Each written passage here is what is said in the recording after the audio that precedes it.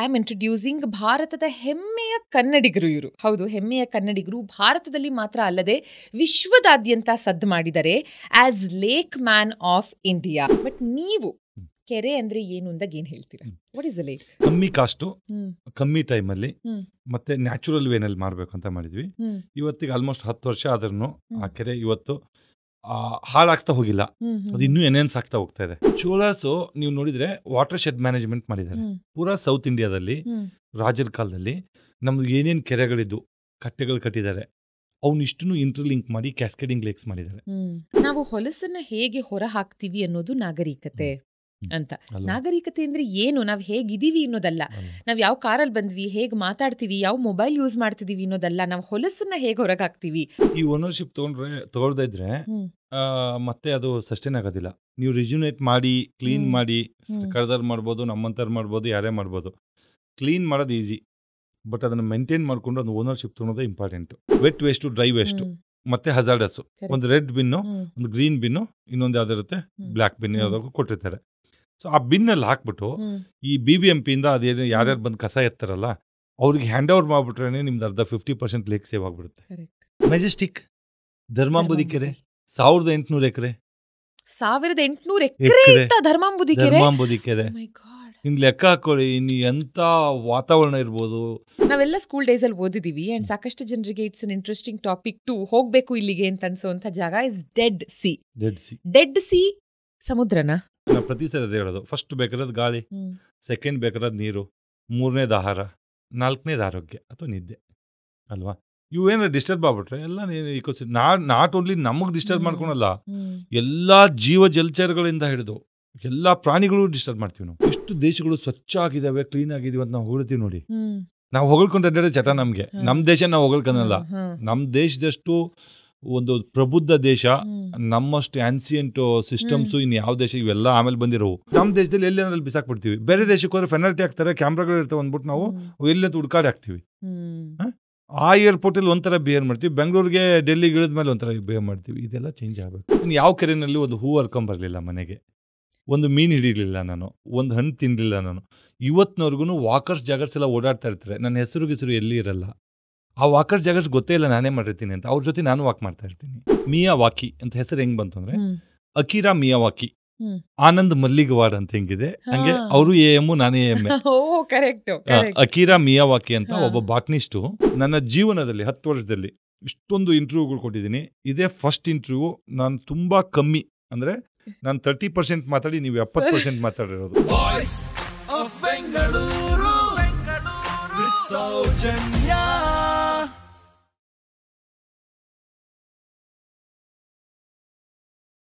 ಚಿಕ್ಕ ವಯಸ್ಸಲ್ಲಿ ನಾವೇನಾಗಿದ್ವಿ ಅನ್ನೋದು ದೊಡ್ಡವ್ರು ಆಗ್ತಾ ಆಗ್ತಾ ನಮ್ಮನ್ನ ಎಷ್ಟು ಚೆನ್ನಾಗಿ ರೂಪಿಸತ್ತೆ ಅನ್ನೋದಕ್ಕೆ ಇವತ್ತಿನ ನನ್ನ ಅತಿಥಿ ಒಬ್ಬ ಅದ್ಭುತವಾದಂಥ ಉದಾಹರಣೆ.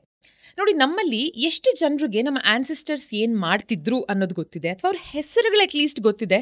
ಮ್ಯಾಕ್ಸಿಮಮ್ ಏನು, ನಮ್ಮ ತಂದೆ, ಅವ್ರ ತಂದೆ, ಅಲ್ಲಿವರೆಗೂ ಹೋಗಕ್ಕಾಗಲ್ಲ ಇವತ್ತಿನ ದಿನ, ರೈಟ್? ಮ್ಯಾಕ್ಸಿಮಮ್ ನಮ್ಮ ತಂದೆ, ಅವ್ರ ತಂದೆ ತಾಯಿ ಮಾತ್ರನೇ ನಮಗೆ ಗೊತ್ತಿರುತ್ತೆ. ಆದ್ರೆ ಇವತ್ತಿನ ನನ್ನ ಅತಿಥಿ, ಇವರಿವತ್ತು ಜೀವನದಲ್ಲಿ ಏನಾಗಿದಾರೋ ಒಂಥರ ಪ್ರತ್ಯಕ್ಷವಾಗಿ ಪರೋಕ್ಷವಾಗಿ ಇವರ ಮುತ್ತಾತಾನೆ ಇವರಿಗೆ ಸ್ಫೂರ್ತಿ ಅಂತ ಹೇಳಬಹುದು. ಯಾಕೆ?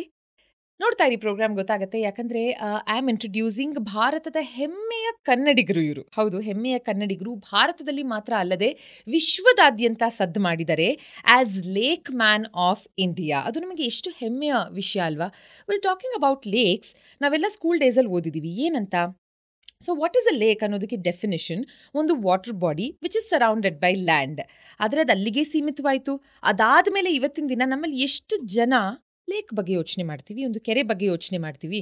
ನಮ್ಮ ಪ್ರಕಾರದಲ್ಲಿ ಅಂತ ತಗೊಂಡ್ರೆ ಕೆರೆ ಇದ್ರೂ ಓಕೆ, ಇಲ್ದಿದ್ರೂ ಓಕೆ, ಅದ್ರ ಮಹತ್ವ ಎಷ್ಟು ಮಹಾ ಇದೆ ಅಂತ ಅನ್ಕೊಂಡಿರಬಹುದು. ಆದರೆ ಇವತ್ತಿನ ವಾಯ್ಸ್ ಆಫ್ ಬೆಂಗಳೂರು ನೀವು ನೋಡಿದಾಗ ಗೊತ್ತಾಗತ್ತೆ ಕೆರೆ ಯಾಕೆ ಜನಜೀವನಕ್ಕೆ ಅಷ್ಟು ಇಂಪಾರ್ಟೆಂಟ್ ಅಂತ. ಯಾಕಂದ್ರೆ ಕೆರೆಗಳು ನಾವು ಬರೋದಕ್ಕಿಂತ ಮುಂಚೆ ಈ ಭೂಮಿಗೆ ಕೆರೆಗಳು ಬಂದಿದ್ದು ಗೊತ್ತಾ ನಿಮಗೆ? It's pre human in existence.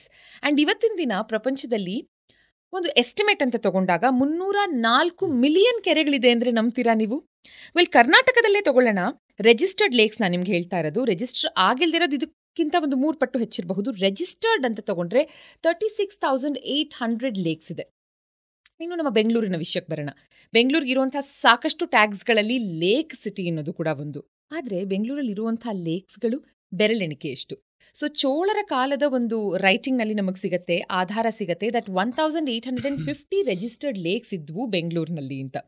ಇವತ್ತಿನ ದಿನ ಎಷ್ಟಿದೆ, ಅವುಗಳ ಪರಿಸ್ಥಿತಿ ಹೇಗಿದೆ ಅಂತ ನಮಗೆ ಅರ್ಥ ಮಾಡಿಸೋದಕ್ಕೆ ಹೂ ಬೆಟರ್ ದ್ಯಾನ್ ಕೊಪ್ಪಳದಿಂದ ಬಂದಿರುವಂತಹ, ಬೆಂಗಳೂರಿನಲ್ಲಿ ಕಳೆದ 30 ವರ್ಷಗಳಿಂದ ಇರುವಂತಹ, but not just for Karnataka, ಭಾರತದಾದ್ಯಂತ 12 ರಾಜ್ಯಗಳಿಗೆ ಅಂಡ್ ಪ್ರಪಂಚದಾದ್ಯಂತ ಸಾಕಷ್ಟು ದೇಶಗಳಿಗೆ he's an adviser when it comes to lakes. Welcoming lake man of India to voice of Bengaluru. Sir ನಮಸ್ಕಾರ. ನಮಸ್ತೆ ಮೇಡಮ್. ಆನಂದ್ ಮಲ್ಲಿಗಾವಾಡ್ ಅನ್ನೋದು it is a very very popular name. ಅದಕ್ಕಿಂತ popular is lake man of India. So let us begin with, ನಿಮಗೆ ಸಾಕಷ್ಟು ಟೈಟಲ್ಸ್ಗಳಿದೆ. ಆಧುನಿಕ ಭಗೀರಥ ಅಂತ ಕರೀತಾರೆ ನಿಮ್ಮನ್ನ, ಜಲ ಋಷಿ ಅಂತ ಕರೀತಾರೆ, but lake man of India is very popular. So lake man of India Anand Malligavad ಅವರೇ, ಫಾರ್ ದ ಫಸ್ಟ್ ಟೈಮ್ ಈ ಟೈಟಲ್ ಯಾರು, ಎಲ್ಲಿ, ಯಾವಾಗ ನಿಮಗೆ ಕೊಟ್ಟಿದ್ದು? ಅಲ್ಲಿಂದ ಸ್ಟಾರ್ಟ್ ಮಾಡೋಣ. ಆಕ್ಚುಲಿ 2020ರಲ್ಲಿ ಜಲಶಕ್ತಿ ಮಿನಿಸ್ಟ್ರಿ ಅವರು ಒಂದು ವೆಬಿನಾರ್ ಇಟ್ಟಿದ್ರು. ಆ ವೆಬಿನಾರ್ ಅಲ್ಲಿ ಫಸ್ಟ್ ಪೋಸ್ಟ್ ಅನ್ನ ಲೇಕ್ ಮ್ಯಾನ್ ಆಫ್ ಇಂಡಿಯಾ ಅಂತ ಅವ್ರು ಹಾಕಿದ್ರು.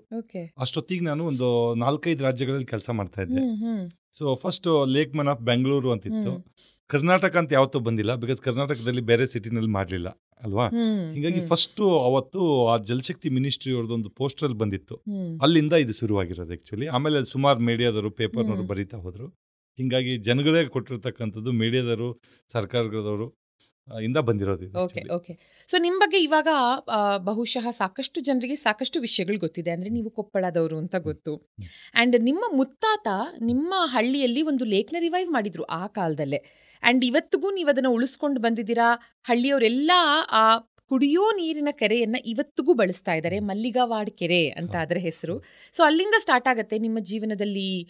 ನಿಮ್ಮ ತಾತನ ಇನ್ಫ್ಲೂಯೆನ್ಸ್ ಬಹಳವಾಗಿತ್ತು. And on a lighter note Anand ಅವ್ರು ಹೇಳ್ತಾ ಇರ್ತಾರೆ, ಐ ಥಿಂಕ್ ಅವ್ರ ಆತ್ಮಾನೇ ನನ್ನ ದೇಹದೊಳಗೆ ಹೊಕ್ಕಬಿಟ್ಟಿದ್ಯಾ, ನನಗೆ ಇಷ್ಟು ಹುಚ್ಚು ಕೆರೆಗಳು ಅಂದ್ರೆ ಅಂತ. ನೋಡಿ, ಬೇಸಿಕ್ ಇಂದ ಸ್ಟಾರ್ಟ್ ಮಾಡೋಣ. ನಾನು ಆಗ್ಲೇ ಹೇಳ್ದಾಗೆ ಲೇಕ್ಗೆ ಡೆಫಿನಿಷನ್, ಟೆಕ್ಸ್ಟ್ ಬುಕ್ ಡೆಫಿನಿಷನ್ ಎಲ್ಲರಿಗೂ ಗೊತ್ತು. ಬಟ್ ನೀವು ಕೆರೆ ಅಂದ್ರೆ ಏನು ಅಂದಾಗ ಏನ್ ಹೇಳ್ತೀರಾ? What is a lake? ಕೆರೆ ಅಂದ್ರೆ ಒಂದು ಲೋ ಲೈಯಿಂಗ್ ಏರಿಯಾ, ಅಂದ್ರೆ ಒಂದು ಡೀಪ್ ಆಗಿರ್ತಕ್ಕಂಥ ಜಾಗ, ಸುತ್ತ ಎಲ್ಲ ಅಪ್ಪಿರುತ್ತೆ, ಎಲ್ಲಾ ಸುತ್ತದ ಬಿದ್ದಿರೋ ನೀರು ಆ ಕೆರೆಗೆ ಬರುತ್ತೆ ಅಲ್ವಾ. ಆ ಕೆರೆ ನೀರು ಕುಡಿಯೋ ಯೋಗ್ಯತೆ ಇದ್ದು, ಮತ್ತೆ ಅದರಲ್ಲಿ ಒಂದಷ್ಟು ಮೀನುಗಳಿದ್ದು, ಮತ್ತೆ ಏನು ಜಲಜೀವಿಗಳಿತ್ತು ಅದು ಇದ್ದು, ಅದು ಸುತ್ತಮುತ್ತ ಒಂದು ಒಳ್ಳೆ ಗಿಡಗಳು, ವಾತಾವರಣ ಇದ್ರೆ ಅದು ನನ್ನ ಪ್ರಕಾರ ಕೆರೆ. ಅಂಡ್ ನೋಡಿ, ಕೆರೆಗೆ ಎಷ್ಟು ಪ್ರಾಮುಖ್ಯತೆ ಇತ್ತು, ಫಾರ್ ಎವರ್ ಇರುತ್ತೆ ಅನ್ನೋದಕ್ಕೆ. ಕೆರೆಯ ನೀರನ್ನು ಕೆರೆಗೆ ಚೆಲ್ಲಿ ಅಂತಾರೆ. ಯಾರು ಸಮುದ್ರದ ನೀರನ್ನು ಸಮುದ್ರಕ್ಕೆ ಚೆಲ್ಲಿ ಅನ್ನಲ್ಲ, ನದಿಯ ನೀರನ್ನು ನದಿಗೆ ಚೆಲ್ಲಿ ಅನ್ನಲ್ಲ, ರೈಟ್?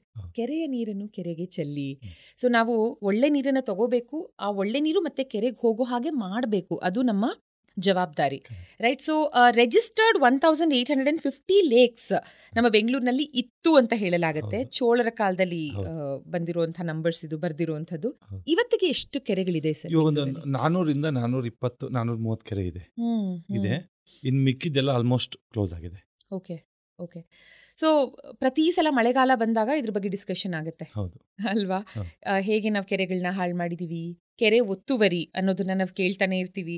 ಸೊ ಈ ನಂಬರ್ಸ್ಗಳ ಬಗ್ಗೆನೇ ಮಾತಾಡ್ತಾ, ಎಷ್ಟು ಕೆರೆಗಳು ಇವತ್ತಿನ ದಿನ ಒಂದು ಉತ್ತಮ ಸ್ಥಿತಿಯಲ್ಲಿ ಅಂದಿದ್ರು ಒಂದು ಸ್ಥಿತಿನಲ್ಲಿದೆ? ಯಾಕಂದ್ರೆ 35 ಕೆರೆಗಳನ್ನ ನೀವೇ ಪುನರುಜ್ಜೀವನ, 45 ಅಂತಿತ್ತು ನಿಮ್ಮ ಟಾರ್ಗೆಟ್ ಬೈ 2025, ಅದರಲ್ಲಿ 35 ಕಂಪ್ಲೀಟ್ ಮಾಡಿದೀರಾ ನೀವು.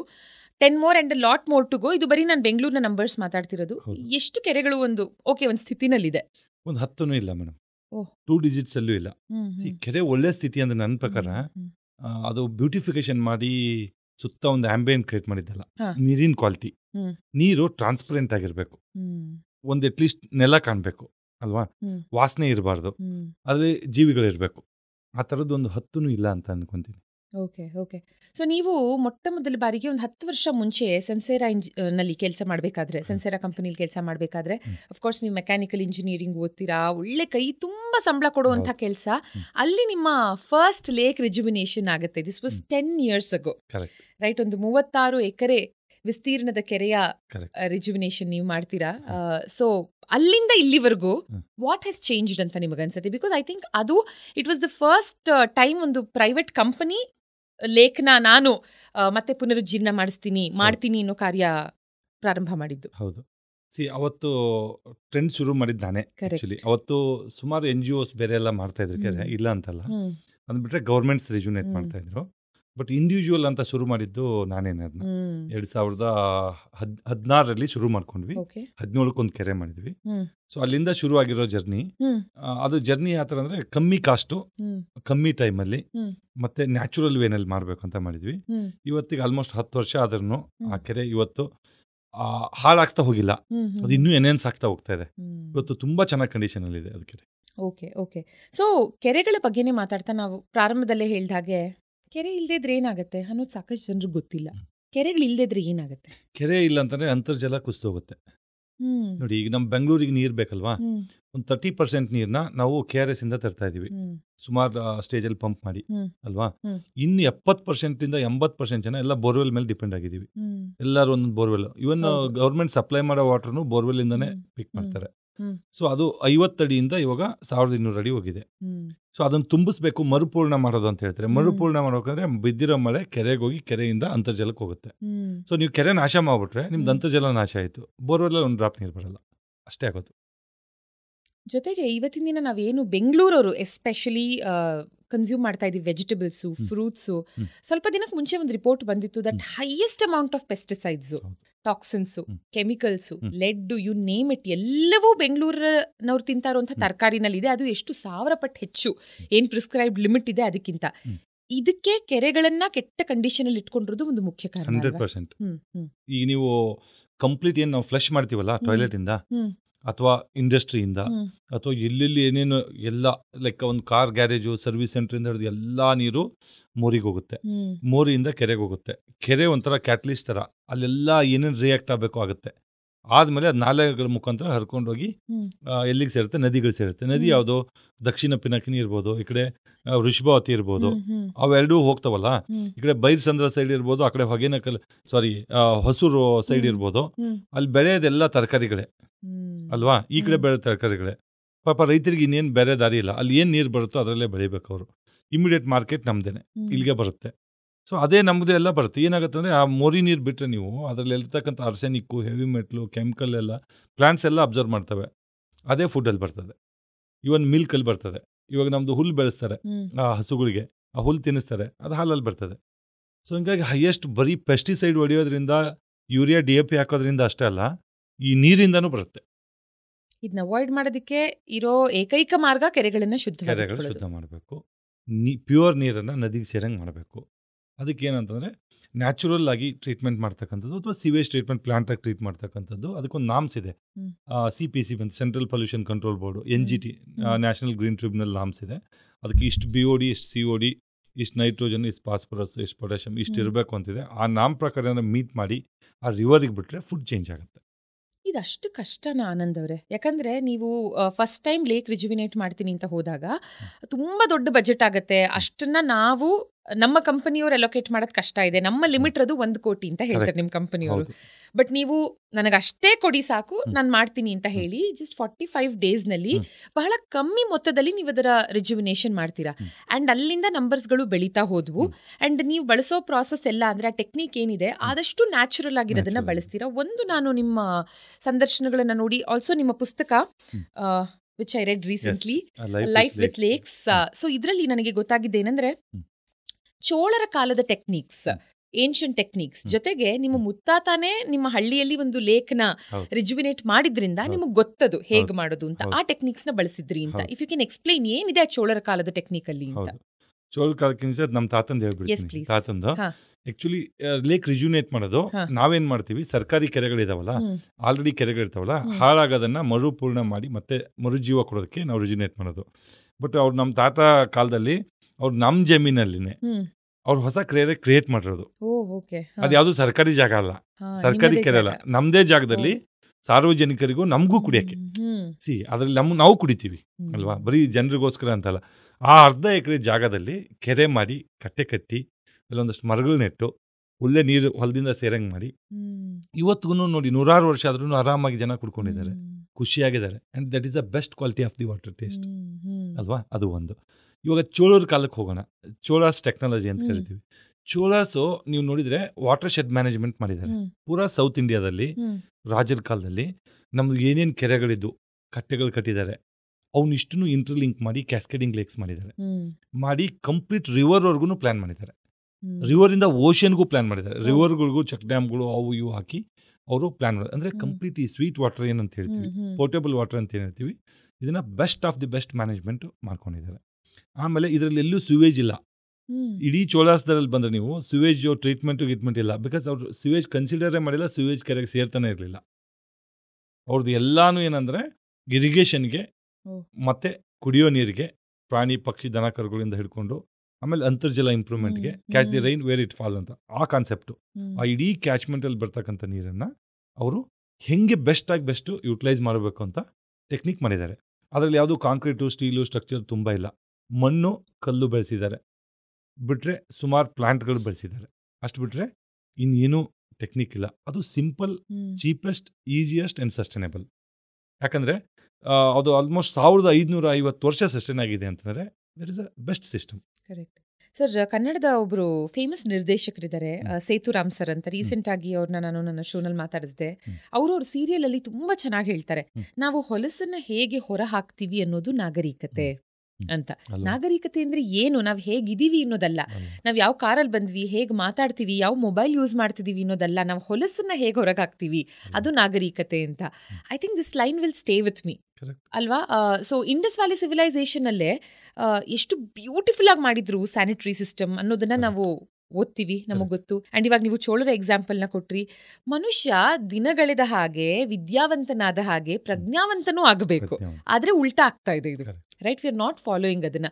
ಸೊ ನೀವು ಫಾಲೋ ಮಾಡೋದೆಲ್ಲ ಬಹಳ ಸಿಂಪಲ್ ಸ್ಟೆಪ್ಸ್ಗಳು, ಟೆಕ್ನಿಕ್ಸ್ಗಳು, ನಮಗೆ ಕಾಮನ್ ಮ್ಯಾನ್ ಅಂಡರ್ಸ್ಟ್ಯಾಂಡಿಂಗ್ ಹೇಳೋ ಹಾಗಿದ್ರೆ, ಇವಾಗ ನೋಡಿ ಸಾಕಷ್ಟು ಕೆರೆಗಳಲ್ಲಿ ನಾವೇನ್ ನೋಡ್ತೀವಿ ಅಂದ್ರೆ, ಯಾವುದೋ ಒಂದು ಪಾರ್ಟ್ ಆಫ್ ದ ಕೆರೆನಲ್ಲಿ ಚರಂಡಿ ನೀರು ಸೇರ್ತಾ ಇರುತ್ತೆ, ಅಲ್ಲಿಂದ ಇಡೀ ಕೆರೆ ಮಲಿನವಾಗುತ್ತೆ.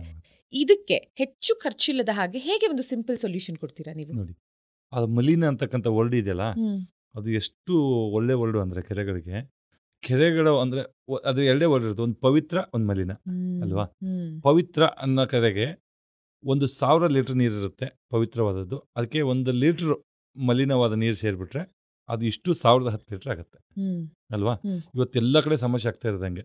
ಏನು ಅಲ್ಲೇನು ಫುಲ್ ಕೆರೆಗೂ ಮೋರಿ ನೀರು ಸೇರೋದಿಲ್ಲ, ಮೋರಿ ನೀರು ಬರೋದು ಒಂದು ಕಮ್ಮಿ ಕ್ವಾಂಟಿಟಿ, ಅದು ಇಷ್ಟೂ ಹಾಳು ಮಾಡ್ತಾ ಇದೆ ಅಲ್ವಾ. ಅದಕ್ಕೆ ನಾವೇನು ಮಾಡ್ತಾ ಇದೀವಿ ಈಗ, ವೆಟ್ ವೇಸ್ಟು ಡ್ರೈ ವೇಸ್ಟು ಹಿಂಗೆ ಸೆಗ್ರಿಗೇಟ್ ಏನು ಮಾಡ್ತೀವಿ ನೋಡಿ ಡಿಫ್ರೆಂಟ್ ಆಗಿ. ಸೇಮ್ ಹಂಗೆ ಮೋರಿ ನೀರು ಸಪ್ರೇಟು, ರೈನ್ ವಾಟರ್ ಸಪ್ರೇಟ್, ಅಷ್ಟೇ ಸಿಂಪಲ್. ಹೆಂಗಂದ್ರೆ ಈಗ ರೈನ್ ವಾಟರ್ ಬಂದು ಎಲ್ಲ ಇನ್ಲೆಟಲ್ಲಿ ಒಂದು 5 ಕಡೆ ಸೇರ್ತಾ ಇರುತ್ತೆ, ಅದಕ್ಕೊಂದು ಸಪ್ರೇಟ್ ಚಾನಲ್ ಮಾಡಿ ಅದು ಸಪ್ರೇಟ್ ಆಗಿ ಫ್ಲೋ ಆಗಂಗೆ ಮಾಡೋದು ಮಾಡಿ, ಬರೀ ಈ ಕೆರೆದು ಆಲ್ರೆಡಿ ಸೇರಿರುತ್ತಲ್ಲ ಅದರದ್ದು ಮೋರಿ ನೀರು ತೆಗೆದು ಅದರದ್ದು ಹೂಳು ಸ್ಲಡ್ಜು ಎಲ್ಲ ತೆಗೆದುಬಿಟ್ಟು ಸ್ವಚ್ಛ ಮಾಡಿ ಅದನ್ನು ಒಳ್ಳೆ ಕ್ಲೀನ್ ಬಟ್ಲ್ ಥರ ಮಾಡಿ ಇಡೋದು. ಇವಾಗ ಅದೇ ಮೋರಿನಲ್ಲಿ ಮೋರಿ ನೀರು ಬರುತ್ತೆ, ಅದೇ ಮೋರಿನಲ್ಲಿ ಮತ್ತೆ ಮಳೆ ನೀರು ಬರುತ್ತೆ. ಯಾವಾಗ 4 ತಿಂಗಳು ಮಳೆಗಾಲದಲ್ಲಿ, ಒಂದು 2 ತಿಂಗಳು ಮಳೆ ನೀರು ಬರ್ತದೆ, ಇನ್ನು ಮಿಕ್ಕಿದ್ದು 9 ತಿಂಗಳಲ್ಲಿ ಮೋರಿ ನೀರು ಬರ್ತದೆ. ಸೊ ಅದಕ್ಕೆ ನಾವೇನು ಮಾಡಿದ್ವಿ, ಈ ಮೋರಿ ನೀರನ್ನು ಸಪ್ರೇಟ್ ಚಾನಲೈಸ್ ಮಾಡಿ ಅದು ಹೊರಗಿಂದ ಹೊರಗೆ ಹೋಗಂಗೆ ಮಾಡಿದ್ದೀವಿ. ಬಟ್ ಕೆಲವೊಂದು ಕಡೆ ಅದಕ್ಕೊಂದು ಬಂಡ್ಸ್ ಎಲ್ಲ ಹಾಕಿದ್ದೀವಿ. ಬಂಡ್ಸ್ ಹಾಕಿದ್ರೆ ಅದರಲ್ಲಿ ಏನಾಗುತ್ತೆ, ನೀರು ನಿಂತು ಹತ್ತೋಗೋದ್ರಿಂದ ಸ್ಲಡ್ಜ್ ಎಲ್ಲ ಶೆಟ್ಲ್ ಆಗುತ್ತೆ. ಮತ್ತು ನ್ಯೂಟ್ರಿಯನ್ಸ್ ಅಂತೀವಿ, ನೈಟ್ರೋಜನ್, ಫಾಸ್ಫರಸ್, ಪೊಟ್ಯಾಷಿಯಂ, ಬಯೋಮಾಸು, ತರಕಾರಿಗಳು, ಎಣ್ಣೆಯಿಂದ ಬರ್ತದೆ. ಅದನ್ನು ಹೈಡ್ರೋಪೋನಿಕ್ಸ್ ಪ್ಲಾಂಟ್ ಹಾಕಿ ಅದನ್ನು ಅಬ್ಸರ್ವ್ ಮಾಡ್ತೀವಿ. ಇನ್ನೊಂದು ಬ್ಯಾಕ್ಟೀರಿಯಾಸ್ ಇರುತ್ತೆ, ಅದು ಸೂರ್ಯನಲ್ಲಿರ್ತಕ್ಕಂಥ ಅಲ್ಟ್ರಾವೈಲೆಟ್ಸಿಂದನೂ ಅದನ್ನು ರೆಡ್ಯೂಸ್ ಮಾಡ್ಬೋದು. ಸೊ ಹೀಗಾಗಿ ಮೇನ್ ರೈನ್ ವಾಟರ್ ಲೇಕೆ ಕ್ಲೀನ್ ಮಾಡಿ ರೈನ್ ವಾಟ್ರೇ ಬಿಡಂಗೆ ಮಾಡ್ತೀವಿ. ಹೆಂಗಂದ್ರೆ ಆ ಕಾಲುವೆದಲ್ಲಿ ವರ್ಷವಿಡೀ ಒಂದು 9 ಇಂಚ್ ಹರಿತಾ ಇದ್ರೆ, ಅಮ್ಮಮ್ಮ ಅಂದರೆ 10 ಇಂಚು 12 ಇಂಚ್ ಅಷ್ಟೇ ಆಗ್ಬೋದು, ಅಲ್ಲೊಂದು ಪೈಪ್ ಹಾಕಿರ್ತೀವಿ, ಅದು ಗ್ರೇ ವಾಟರ್ ವೆಟ್ಲ್ಯಾಂಡ್ ಅಂತೀವಿ, ಅದಕ್ಕೆ ಹೋಗುತ್ತೆ. ಇನ್ನೊಂದು ಮಳೆ ನೀರಿಂದು ಒಂದು 3 ಅಡಿ 4 ಅಡಿ ಎತ್ತರಕ್ಕೆ ಒಂದು ಪೈಪ್ ಹಾಕಿರ್ತೀವಿ. ಆವಾಗ ಏನಾಗುತ್ತೆ, ಆಟೋ ಫ್ಲಶಿಂಗ್ ಅಂತ ಕರೀತೀವಿ. ಅದು ಮೋರಿ ಇರ್ಬೋದು, ನಾಲಾ ಇರ್ಬೋದು, ನದಿ ಇರ್ಬೋದು, ಅಪ್ ಟು ಸಮುದ್ರವರೆಗೂ ಆಟೋ ಫ್ಲಶ್ ಆಗುತ್ತೆ. ಮಳೆ ಬಿದ್ದಾಗ ಗ್ರಾವಿಟಿ ವೈಸ್ ಹರ್ಕೊಂಡು ಹೋಗ್ಬೇಕಾದ್ರೆ ಆಟೋಮೆಟಿಕ್ಲಿ ಎಲ್ಲ ಕರಿ ನೀರು ಸರ್ಜು ಕಿತ್ಕೊಂಡು ಹೋಗ್ಬಿಡುತ್ತೆ ಅಲ್ವಾ. ಹಾಗಾಗಿ ಆಮೇಲೆ ಬರೀ ಮಡ್ ಕಲರ್ ಒಳ್ಳೆ ಮಳೆ ನೀರು ಬರುತ್ತಲ್ಲ, ಅದು ಅವಾಗ ಹೈ ಕ್ವಾಂಟಿಟಿನಲ್ಲಿ ಬರೋದ್ರಿಂದ 3 ಅಡಿ ರೈಸ್ ಆದಾಗ ಆ ನೀರು ಜಿಗಿದು ಕೆರೆಗೆ ಬೀಳ್ತದೆ. ಸೊ ಅವಾಗ ಏನಾಗೋಗುತ್ತೆ ನಿಮಗೆ, ಆಟೋಮೆಟಿಕ್ಲಿ ಯಾವುದು ಮೋಟ್ರು, ಎಲೆಕ್ಟ್ರಿಸಿಟಿ, ಕೆಮಿಕಲ್ ಏನಿಲ್ಲ, ಶಾರ್ಟ್ಕಟ್ ಆಗಿನೇ ಆಟೋಮೆಟಿಕ್ಲಿ ಕೆರೆ ನೀರು ಬೀಳೋದ್ರಿಂದ ಸೊ ಅವಾಗ ನೀವು ಪರಿಸರ ಏನದು ಸ್ವಚ್ಛವಾದ ನೀರು ಕೆರೆಗೆ ಬರುತ್ತೆ. ಇಷ್ಟೇ ಸಿಂಪಲ್ಲು. ಒಂದು ಗ್ರೇ ವಾಟರ್ ವೆಟ್ಲ್ಯಾಂಡು, ಒಂದು ರೈನ್ ವಾಟರ್ ಲೇಕ್ ಸಪ್ರೇಟ್ ಮಾಡಿದ್ದೀವಿ ಅಷ್ಟೇ. ಬಟ್ ಈ ಸಿಂಪಲ್ ಆಗಿರೋದು ಯಾಕೆ ಆಗ್ತಾ ಇಲ್ಲ ಎಲ್ಲೇ ಕೆರೆಗಳಲ್ಲಿ ಅಂತ? ಯಾಕಂದ್ರೆ ಇವಾಗ ನಾವು ಒಂದಷ್ಟು ಕೆರೆಗಳನ್ನ ಎಕ್ಸ್ಪ್ಲೋರ್ ಮಾಡ್ತೀವಿ ಅಂದ್ರೆ ವಾಕ್ ಮಾಡೋದಕ್ಕೆ, ಅದ್ರ ಸುತ್ತಲೂ ಇರುವಂಥ ವಾಕಿಂಗ್ ಪಾತ್ ನಿಜವಾಗ್ಲೂ ಹೊಟ್ಟೆ ಉರಿಯುತ್ತೆ. ಯಾಕಂದ್ರೆ ಎಷ್ಟು ದೊಡ್ಡ ದೊಡ್ಡ ಕೆರೆಗಳು, ಮಧ್ಯದಲ್ಲಿ ನಾವು ಪಕ್ಷಿಗಳನ್ನ ನೋಡ್ತೀವಿ, ಮೀನು ಜಿಗಿತಾ ಇರೋದನ್ನ ನೋಡ್ತೀವಿ. ಆದ್ರೆ ಆ ಕಾರ್ನರ್ಸ್ಗೆ ಬಂದಾಗ ಅಲ್ಲಿ ಚರಂಡಿ ನೀರು ಸೇರ್ತಾ ಇರುತ್ತೆ. ಆಮೇಲೆ ಜನ ತುಂಬಾ ಸೆನ್ಸ್ಲೆಸ್ ಆಗಿ ಪ್ಲಾಸ್ಟಿಕ್ ಇರಬಹುದು, ಎಲ್ಲಾ ತರದ waste, you name it, from diapers to pads to plastic bottles, ತಿಂದಿರುವಂಥ ಕವರ್ಸ್ಗಳು ಎಲ್ಲ ಬಿಸಾಕಿರ್ತಾರೆ. ಸೊ ಇದು ಬಹಳ ಸಿಂಪಲ್ ಆಗಿರೋದು. ಐ ಫೀಲ್ ಇವಾಗ ಏನಾಗುತ್ತೆ, ನಾನು ಇಡೀ ಬೆಂಗಳೂರನ್ನ ಸರಿ ಮಾಡ್ತೀನಿ ಅಂತ ಹೋದ್ರೆ ಕಷ್ಟ ಆಗಬಹುದು, ರೈಟ್? ನನ್ನ ಏರಿಯಾಯಿಂದ ಪ್ರಾರಂಭ ಮಾಡ್ತೀನಿ ಅಂದ್ರೆ ಅದು ರಿಲೇಟಿವ್ಲಿ ಸುಲಭ ಆಗಬಹುದು. ಪ್ರತಿಯೊಬ್ಬೊಬ್ಬ ಏರಿಯಾದವರು, ಪ್ರತಿ ಒಂದೊಂದು ಏರಿಯಾದವ್ರು ಆ ಓನರ್ಶಿಪ್ ತಗೊಳ್ಳೋದು ಎಷ್ಟು ಇಂಪಾರ್ಟೆಂಟ್ ಆನಂದ್ ಅವರೇ? ಈ ಓನರ್ಶಿಪ್ ತಗೊಳ್ದೇ ಇದ್ರೆ ಮತ್ತೆ ಅದು ಸಸ್ಟೈನ್ ಆಗೋದಿಲ್ಲ. ನೀವು ರಿಜ್ಯುನೇಟ್ ಮಾಡಿ, ಕ್ಲೀನ್ ಮಾಡಿ, ಕಳೆದರ್ ಮಾಡ್ಬೋದು, ನಮ್ಮಂತರ ಮಾಡ್ಬೋದು, ಯಾರೇ ಮಾಡ್ಬೋದು. ಕ್ಲೀನ್ ಮಾಡೋದು ಈಸಿ, ಬಟ್ ಅದನ್ನು ಮೇಂಟೈನ್ ಮಾಡಿಕೊಂಡು ಅದು ಓನರ್ಶಿಪ್ ತೊಗೊಳೋದೇ ಇಂಪಾರ್ಟೆಂಟ್. ಅದಕ್ಕೆ ಕಮ್ಯುನಿಟಿ ಎಂಗೇಜ್ಮೆಂಟ್ ಅಂತ ಕರಿತೀವಲ್ಲ. So community should own the lake. See ಅಲ್ಲಿ ಸುತ್ತಮುತ್ತ ಇರ್ತಕ್ಕಂಥವ್ರಿಗೆ ಕ್ಲೀನ್ ಮಾಡೋಕ್ಕೆ ಶಕ್ತಿ ಇರದೇ ಇರ್ಬೋದು, ಅಷ್ಟೊಂದು ಬಂಡವಾಳ ಹಾಕದೇ ಇರ್ಬೋದು, ಅಷ್ಟೊಂದು ಟೈಮ್ ಕೊಡದೇ ಇರ್ಬೋದು. ಬಟ್ ಯಾರಾದರೂ ಬಂದು ಅದನ್ನು ಕ್ಲೀನ್ ಮಾಡಿ ನೀಟಾಗಿಟ್ಟರೆ ಅದನ್ನು ಇಟ್ಕೊಂಡು ಅಂತದ್ದು ಭಾಳ ಇಂಪಾರ್ಟೆಂಟು. ಎರಡನೇದು, ಅದನ್ನು ಇಂಡಿವಿಜುವಲ್ ಹೆಂಗೆ ಕಾಂಟ್ರಿಬ್ಯೂಟ್ ಮಾಡ್ಬೋದು ಅಂದರೆ ನಾವು ಮನೆಯಿಂದನೇ ಸ್ಟಾರ್ಟ್ ಮಾಡಬೇಕು. ಇವಾಗ ನೋಡಿ, ಈಗ ವೆಟ್ ವೇಸ್ಟು, ಡ್ರೈ ವೇಸ್ಟು, ಮತ್ತೆ ಹಜಾರ್ಡಸ್ಸು, ಒಂದು ರೆಡ್ ಬಿನ್ನು, ಒಂದು ಗ್ರೀನ್ ಬಿನ್ನು, ಇನ್ನೊಂದು ಯಾವ್ದಿರುತ್ತೆ ಬ್ಲ್ಯಾಕ್ ಬಿನ್ ಯಾವ್ದಾದ್ರು ಕೊಟ್ಟಿರ್ತಾರೆ. ಸೊ ಆ ಬಿನ್ನಲ್ಲಿ ಹಾಕ್ಬಿಟ್ಟು ಈ BBMP ಇಂದ ಅದೇನು ಯಾರ್ಯಾರು ಬಂದು ಕಸ ಎತ್ತಾರಲ್ಲ ಅವ್ರಿಗೆ ಹ್ಯಾಂಡ್ ಓವರ್ ಮಾಡ್ಬಿಟ್ರೆ ನಿಮ್ದು ಅರ್ಧ 50% ಲೇಕ್ ಸೇವ್ ಆಗಿಬಿಡುತ್ತೆ ಅಲ್ವಾ? ಅದನ್ನ ನಾವೇನು ಮಾಡ್ತೀವಿ, ಅವ್ರು 8 ಗಂಟೆಗೆ ಬರ್ತಾರೆ ಅಂದರೆ ನಾವು 9 ಗಂಟೆಗೆ ಎದ್ದೇಳ್ತಾ ಇರ್ತೀವಿ, ಅಥವಾ ನಮ್ಮ ಟೈಮ್ ಇರೋದಿಲ್ಲ, ಅಥವಾ ಇನ್ನೇನೋ ಇರುತ್ತೆ. ಹಾಗಾಗಿ ನಾವೇನು ಮಾಡಿ ಅದನ್ನು ತೊಗೊಂಡು ಹೋಗ್ಬಿಟ್ಟು ಎಲ್ಲೋ ಎಸಿತೀವಿ. ಅದು ಎಸ್ದಿರೋದು ಸೀದಾ ಕೆರೆ ಸೇರ್ತದೆ ಅಲ್ವಾ? ಫಸ್ಟ್ ಮನೆಯಿಂದನೇ ಶುರು. ಒಂದು ಸಾಲಿಡ್ ವೇಸ್ಟ್ ಮ್ಯಾನೇಜ್ಮೆಂಟು, ವೆಟ್ಟು, ಡ್ರೈ, ಮತ್ತು ಇದು ಯಾವುದಾದ್ರು ಈ ಹಜಾರ್ಡಸ್ ಮೆಟೀರಿಯಲ್ ಅಂತ ಕರಿತೀವಿ, ಮೆಡಿಸಿನ್ ಇರು ಅವು ಇವು, ಅವನ್ನ ಸಪ್ರೇಟ್ ಮಾಡೋದು. ಅವನ್ನ ಡಿಸ್ಪೋಸ್ ಮಾಡ್ಬೇಕಾದ್ರೆ ನೀವು ಹೇಳಿದ್ದು ನಮ್ಮ ನಾಗರಿಕತೆ ಬಂದು ನಾವು ಹೆಂಗೆ ಬದುಕ್ತೀವಿ, ಏನದ್ರಲ್ಲಿ ಓಡಾಡ್ತೀವಿ ಅನ್ನೋದಲ್ಲ, ಅದನ್ನು ನಾವು ಹೆಂಗೆ ಡಿಸ್ಪೋಸ್ ಮಾಡ್ತೀವಿ ಅನ್ನೋದು ಅವ್ರು ಹೇಳಿರೋದು ತುಂಬ ಸತ್ಯ ಅದು. ಸೊ ಅದು ಡಿಸ್ಪೋಸಲ್ ಆಗಬೇಕು. ಎರಡನೇದು ನೀರು ಬಳಕೆ. ನೀರು ಬಳಕೆನ ಯಥೇಚ್ಛವಾಗಿ ಬಳಸ್ತೀವಿ ನಾವು. ಈಗ ಒಂದು ಪಾತ್ರೆ ತೊಳಿಬೇಕು, ಅದರಲ್ಲಿ ಅಂಟು ಗಿಂಟು ಏನೋ ಇರುತ್ತೆ, ಅದೆಲ್ಲ ಒಂದು ಕಡೆ ತೆಗೆದು ಹಾಕಿ ಅದನ್ನೊಂದ್ಸತಿ ಉಜ್ಜಿ ಅದು ಎಲ್ಲ ತೆಗೆದು ಆಮೇಲೆ ಬಿಟ್ರೆ 1 ಲೀಟ್ರ್ ಕ್ಲೀನ್ ಆಗುತ್ತೆ. ಅದಕ್ಕೆ ನಾವು ಹಂಗೆ ಅದನ್ನ ಇಟ್ಕೊಂಡು, ಈಗ ಒಂದು ಬೆಣ್ಣೆ ಇರುತ್ತೆ, ಗ್ರೀಸ್ ತರ ಇರುತ್ತೆ, ಅದನ್ನೇ ಹಾಕೊಂಡು ತೊಳೆಕೊಂಡು 5 ಲೀಟ್ರ್ ಖರ್ಚಾಗುತ್ತೆ. ಅವಾಗ ಏನಾಗುತ್ತೆ, 1 ಗ್ರಾಮ್ ಬೆಣ್ಣೆ ತೆಗಿಯಕ್ಕೆ ನೀವು 10 ಲೀಟ್ರ್ ವಾಟರ್ ಬಿಟ್ರೆ ಅದೆಲ್ಲಿಗೆ ಹೋಗುತ್ತೆ, ಸೀದಾ ಕೆರೆಗೆ ಬರುತ್ತೆ. ಸೊ ಆ ನೀರನ್ನ ಬಳಕೆನೂ ನಾವು ಹುಷಾರಾಗಿ ಮಾಡಬೇಕು. ಸಾಲಿಡ್ ವೇಸ್ಟ್ ಕರೆಕ್ಟಾಗಿ ಮಾಡಬೇಕು. ಮೂರನೇದು ರೈನ್ ವಾಟರ್ ಹಾರ್ವೆಸ್ಟಿಂಗು. 4 ತಿಂಗಳು ಬಂಗಾರದಂತ ಮಳೆ ಬೀಳುತ್ತೆ ಬೆಂಗಳೂರಲ್ಲಿ. 1200 ಮಿಲಿಮೀಟರ್ವರೆಗೂ ಮಳೆ ಬೀಳ್ತವೆ. ಮಿನಿಮಮ್ ಅಂದ್ರೆ 700 ಮಿಲಿಮೀಟರ್. ಆ ಬಿದ್ದಿರೋ ರೈನ್ ವಾಟರ್ನ ನಾವು ಹೆಂಗಾದ್ರೂ ಮಾಡಿ ಹಿಡಿದಿಟ್ಕೋಬೇಕು. ಅವಾಗ ಬೋರ್ವೆಲ್ ಇಂದ ತೆಗೆಯೋದು ಅದನ್ನ ಕಮ್ಮಿ ಆಗುತ್ತೆ. ಆಮೇಲೆ that is the purest form of water. Yes, but unfortunately full concrete jungle ಆಗೋಗಿದೆ, ನೀರು ಒಳಗೆ ಇಳಿಯಕ್ಕೆ ಜಾಗನೇ ಇಲ್ವಲ್ಲ. ಸ್ಪಾಂಜೇ ಹೋಯ್ತು. ಕರೆಕ್ಟ್. ಹಾಗಾಗಿ ರನ್ ಆಫ್ ಆಗಿ ಎಲ್ಲ ಬರುತ್ತೆ, ಫ್ಲಡ್ ಆಗ್ತಾ ಇದೆ. ಕರೆಕ್ಟ್. ಆ್ಯಂಡ್ ನೀವು ಏನು ಹೇಳಿದ್ರಿ ವಾಟರ್ ವೇಸ್ಟೇಜ್ ಬಗ್ಗೆ, ಇದೆಲ್ಲ ಅಂದಾಜು, but still such a scary number ಅನ್ನೋದಕ್ಕೆ. ನಾವು ಟಾಯ್ಲೆಟಲ್ಲಿ ಬಳಸುವಂಥ ಫ್ಲಶ್, ಒಂದು ಸಲ ನಾವು ಫ್ಲಶ್ ಮಾಡಿದಾಗ 6 ರಿಂದ 13 ಲೀಟರ್ ಅಷ್ಟು ನೀರು ಹೋಗುತ್ತೆ, which is a waste. Because ನಾವೇ ಚೊಂಬಲ್ ತೆಗೆದು ಹಾಕಿದ್ರೆ ಅಷ್ಟು ಹಾಕಲ್ಲ ನೀರು, ನಂಬರ್ 1. ನಂಬರ್ 2, ನಾವು RO ವಾಟರ್ ಪ್ಯೂರಿಫೈಯರ್ಸ್ ಏನು ಮನೇಲಿ ಬಳಸ್ತೀವಿ, ಪ್ರತಿ 1 ಲೀಟರ್ ನಾವು ನೀರು ಏನು ಹಿಡಿತೀವಿ ಅದಕ್ಕೆ 3 ಲೀಟರ್ ನೀರು ವೇಸ್ಟ್ ಆಗ್ತದೆ. ಸೊ 75% ಆಫ್ ವೇಸ್ಟೇಜ್ ಇಲ್ಲಿ. ಆ್ಯಂಡ್ ರೀಸೆಂಟ್ಲಿ ಒಂದು ತುಂಬಾ ಇಂಟ್ರೆಸ್ಟಿಂಗ್ ಆಗಿರೋ ಸುದ್ದಿ ನೀವು ನೋಡಿರಬಹುದು.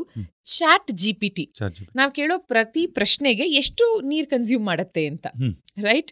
ಅರ್ಧ ಲೀಟರ್ ಅಂತ ಒಂದು ಸ್ಟಡಿ ಹೇಳ್ತು. ಬಟ್ ಆಮೇಲೆ ಹೇಳಿದ್ರು that it's not half a litre, it is 0.3 milli litre ಅಂತಾನೂ ಹೇಳ್ತಾರೆ ಪರ್ ಕ್ವೇರಿ ಅಂತ. ಏನಕ್ಕೆ ಅಂದ್ರೆ ಇದು ಸರ್ವರ್ಸ್ನ ಓವರ್ ಹೀಟ್ ಪ್ರಿವೆಂಟ್ ಮಾಡೋದಕ್ಕೆ, ಅದನ್ನ ತಂಪಾಗಿ ಇಟ್ಕೊಳ್ಳೋದಕ್ಕೆ ನೀರು ಬೇಕಲ್ಲ. ಸೊ ನಾನು ಕೇಳೋ ಒಂದು ಪ್ರಶ್ನೆಗೆ ChatGPT ಉತ್ತರ ಕೊಟ್ರೆ ಇಷ್ಟು ನೀರು ಖರ್ಚಾಗತ್ತಾ ಅಂದ್ರೆ ಎಸ್.